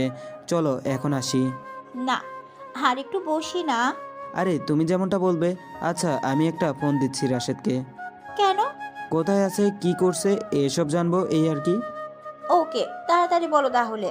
রবি ফোন বের করে রাধিকার কাছ থেকে কিছুটা দূরে গেল। রাশেদের সাথে 10 মিনিট কথা বলল, আর রাশেদের কান্নার আওয়াজ স্পষ্ট শুনতে পাচ্ছে। রাশেদকে শেষবারের মতো বলল সবকিছু যেন এখন যেভাবে চলছে সেভাবে চলে। রাশেদ রবির কথার আগে পিছু কিছু বুঝছে না। ওপাশ থেকে রাশেদ বলল, ভাই কি হয়েছে তোর, বল না। হঠাৎ করে বললি অল্প কিছু সময়ের মধ্যে হারিয়ে যাবি। সবকিছু আমাকে বুঝিয়ে দিলি, কোথায় কি আছে, কি করতে হবে। কিন্তু তুই কই হারাবি, এখন কই আছিস? জানি না কোথায় হারাবো, বেঁচে থাকলে দেখা হবে। তবে আমার অসম্পূর্ণ কাজ তোরা সম্পূর্ণ করবি, আর পরের বার ভিপি হিসাবে তুই থাকবি। আসি আমি। তুই কোথায় বল, আমরা আসছি। ভালো থাকিস। তারপর রবি ফোন কেটে দিল। রবির এমন কথায় রাশেদের চোখে পানি চলে এলো। হালকা অন্ধকার চারদিকে ঘনিয়ে আসতে লাগলো। রাশেদ ভাবল রবি বিপদে আছে, তার লোকেশন বের করতে হবে। রাশেদ ট্রাই করলো, কিন্তু তাতে কোনো লাভ হয়নি, কারণ রবি তাকে ট্রেক করার কোনো কিছু ঠিক রাখেনি। রবি বাইকের ট্রেকিং ডিভাইস লাগানো ছিল, সেটা রাশেদ করেছিল, তাও নেই। ফোনকেও কোনোভাবে ট্র্যাক করা যাচ্ছে না। এমনকি রবির হাতের ঘড়িতে যে ট্র্যাকিংয়ের সিস্টেম ছিল সেটাও অফ করে দিল। রাশেদ কিছু বুঝতে পারছে না কি করবে। সবাই দাঁড়িয়ে পড়ল, কি করবে না করবে বুঝতে পারছে না। সবাই রবি যেখানে যেখানে যেতে পারে সেখানে যেতে লাগলো। ফোন কেটে দিয়ে রবি রাধিকার পাশে এসে বসলো। নদীর পাশে বসার জায়গা ছিল, রাধিকা সেখানে আছে, সেখানে রবি গিয়ে তার পাশে বসলো। রবি বসতে রাধিকা আবার রবির কাঁধে মাথা রাখলো। রবি রাধিকার আচরণ দেখে যতটা অবাক হচ্ছে তার থেকে বেশি অবাক হচ্ছে তার ভেতরের আর বাইরের মানুষের পার্থক্য দেখে। কিভাবে পারে একটা মানুষ এত অভিনয় করতে? রাধিকা রবিকে ডুবন্ত সূর্য দেখিয়ে বলল, ডুবন্ত লাল বর্ণের সূর্য খুবই সুন্দর না? তবে এই মুহূর্তে আমার কাছে তোমার থেকে বেশি সুন্দর নয়। এভাবে আর কতজনকে পটিয়েছো? আমার যে চেহারা আবার পটানো কেমনে পসিবল? মিথ্যাও ঠিক করে বলতে পারো না। কিন্তু তুমি খুব ভালো পারো। মানে? মজা করলাম, কিছু না। আচ্ছা চলো ওইদিকে একটু হাঁটি। অন্ধকার নেমে আসছে, চলো বাসায় যাই। আর একটু পর যাবো। তুমি যেমনটা বলবে। তুমি আমার সব কথা শোনো কেন বলো তো? যাকে এতটা ভালোবাসি তার কথা কিভাবে না শুনে পারি বলো? তাই তো জেনেও মৃত্যুর ফাঁদে চলে আসলাম। মানে কি মৃত্যুর ফাঁদ? আর একটা মিনিট সময় আছে, তার মধ্যে তোমাকে বলেই ফেলি। কি বলছো তুমি? আমি কিছু বুঝতে পারছি না। এই মুহূর্তে একটা কথা বলতে চাই, তোমাকে আমি ভীষণ ভালোবাসি, আর তোমাদের পরিকল্পনা কখনো সফল হবে না। কি পরিকল্পনার কথা বলছো? চারপাশে এমপির লোক আমাদের ঘিরে রেখেছে, সেটা তোমার প্ল্যানের মধ্যে ছিল। আর কেন এসব জানার পরেও আমি এসেছি? বেশি কিছু নয়, শুধু একটা কথা বলবো, যদি মেরেই ফেলো তবে নিজের হাতে আমায় মেরো, অন্য কেউ মারতে চাইলে সেটা পারবে না। রবির কথা শেষ হতে না হতে চারপাশে অনেক লোক গুলি নিয়ে রবিকে ঘিরে ধরল। রবি কিছু না বলে রাধিকার দিকে তাকিয়ে হাসতে হাসতে বলল, এই তো তোমার ভেতরের মানুষটা। হঠাৎ পেছন থেকে কেউ রবির মাথায় আঘাত করলো। রবি অজ্ঞান হয়ে গেল। রাধিকা রবির দিকে তাকিয়ে হেসে বলল, হ্যাঁ বস, এটাই আমি। আমার কাজ যেভাবেই হোক আমি করব। রবিকে নিয়ে যাওয়া হলো একটা পুরনো গোডাউনে। চারিপাশে বন্ধ অন্ধকার। রবি জ্ঞান ফিরে মুখে পানি অনুভব করে। চোখ খুলে দেখে ছেলেদের মতো স্টাইল করে কোমরে গুলি নিয়ে রাধিকার সামনে দাঁড়িয়ে আছে। পাশে মুখ বাঁধা অনেকগুলো লোক নিয়ে দাঁড়িয়ে আছে। রাধিকা লোকগুলোকে বলল রবিকে মারতে। দুজন লোক পাশে থাকা লাঠি উঠিয়ে রবির পায়ে জোরে আঘাত করলো। রবি ব্যথায় চিৎকার করে উঠল, কিন্তু রবির চিৎকারের শব্দ তার মুখের ভেতর থেকে গেল, কারণ তার মুখ কাপড় দিয়ে বাঁধা ছিল, যাতে চিৎকার করলেও কেউ না শোনে। মাথা ছেঁড়া রবির পুরো শরীরে আঘাত করে। রাধিকার মধ্যে কোনো ইমোশন কাজ করছে না, কেবল রবির চিৎকারে মুখ বন্ধ করা আওয়াজ শুনে পৈশাসিকভাবে হাসছে। বেশ কিছু সময় মারার পর রাধিকা দুজনকে থামালো। রবির কাছে গিয়ে তার মুখের বাঁধন খুলে দিয়ে হাসতে হাসতে রবিকে বলল, কেমন লাগলো যে কারোর সাথে লাগতে যাওয়া? রবি ব্যথার আঘাতে ভালো করে কথা বলতে পারছে না, তার কষ্ট করে বলল, 10 জনের ভালোর জন্য আমি সবার সাথে লাগতে পারি। এখানে থাকা সবাইকে আমি চাইলে এখনো ধ্বংস করতে পারি। রবি কথা শেষ করে লোকগুলোর দিকে ভালো করে তাকাতে দেখে তার দলের একটা ছেলের মতো কেউ আছে। চোখগুলো কেমন যেন চেনা চেনা লাগছে। রবি রাধিকাকে ছেলেটাকে দেখিয়ে বলল, এই ছেলেটা কে? রাধিকা হাসতে হাসতে বলল, চিনতে পারোনি? তোমার দলের সাদেক। রাধিকার কথা শুনে রবির চোখ লাল হয়ে গেল। এতদিন তাহলে রবি দুধ কলা দিয়ে কালসাপ পুষিয়ে রাখছিল। রবির হাত চেয়ারে বাঁধা ছিল। সাদেক নাম শুনে নিজেকে আর ধরে রাখতে পারেনি। চেয়ার নিয়ে রবি উঠে দাঁড়াতে চায়, কিন্তু বারবার পড়ে যায়। শেষে জোরে এক লাথি মারলে মাটিতে, আর চেয়ার সহ নিয়ে রবি দেয়ালে ধাক্কা খেল। সাথে সাথে চেয়ার ভেঙে গেল। রবি ভালো করে উঠে দাঁড়াতে পারছে না। রবির অবস্থা দেখে রাধিকা হাসছে। পাশে থাকা লোকটার গুলি রবি কেড়ে নিল আর ছাদেককে শুট করে দিল। পুরো 18টা দানা ছাদেকের শরীর ক্ষত বিক্ষত করে ফেলল। সবাই রবির এমন রাগ দেখে ভয়ে রবির দিকে গুলি ধরল, কিন্তু রাধিকা যতক্ষণ বলবে না ততক্ষণ কেউ শুট করতে পারবে না। রবি কাঁপা কাঁপা গলায় বলল, আমার দলে কোনো বিশ্বাসঘাতকের স্থান নেই। আর রাধিকা, এই গুলিতে আর মাত্র 2টা দানা আছে। চাইলে 2টি দানা তোমার শরীরে ঢুকিয়ে দিতে পারি, কিন্তু আমি নিজাতে আমার ভালোবাসার মানুষকে মারতে পারবো না। মনে আছে তুমি আমাকে জিজ্ঞেস করতে আমার দুর্বলতা কি? আমি কিছু বলতাম না, তবে আজ বলছি, আমার সবথেকে বড় দুর্বলতা তুমি। রবির কথা শেষ হতে না হতে রাধিকা নিজের বন্দুক নিয়ে রবির পেটে শুট করলো। এমনভাবে শুট করলো যাতে রবি মরে না যায়। রাধিকা শুট করার ফলে রবি জ্ঞান হারিয়ে ফেলল। রাধিকা নিজের ফোন বের করে এমপিকে ফোন দিল। রবি তখনও অজ্ঞান। একটু পর এমপি আসলো, হাসতে হাসতে ভেতরে আসলো। রবি তখনও অজ্ঞান।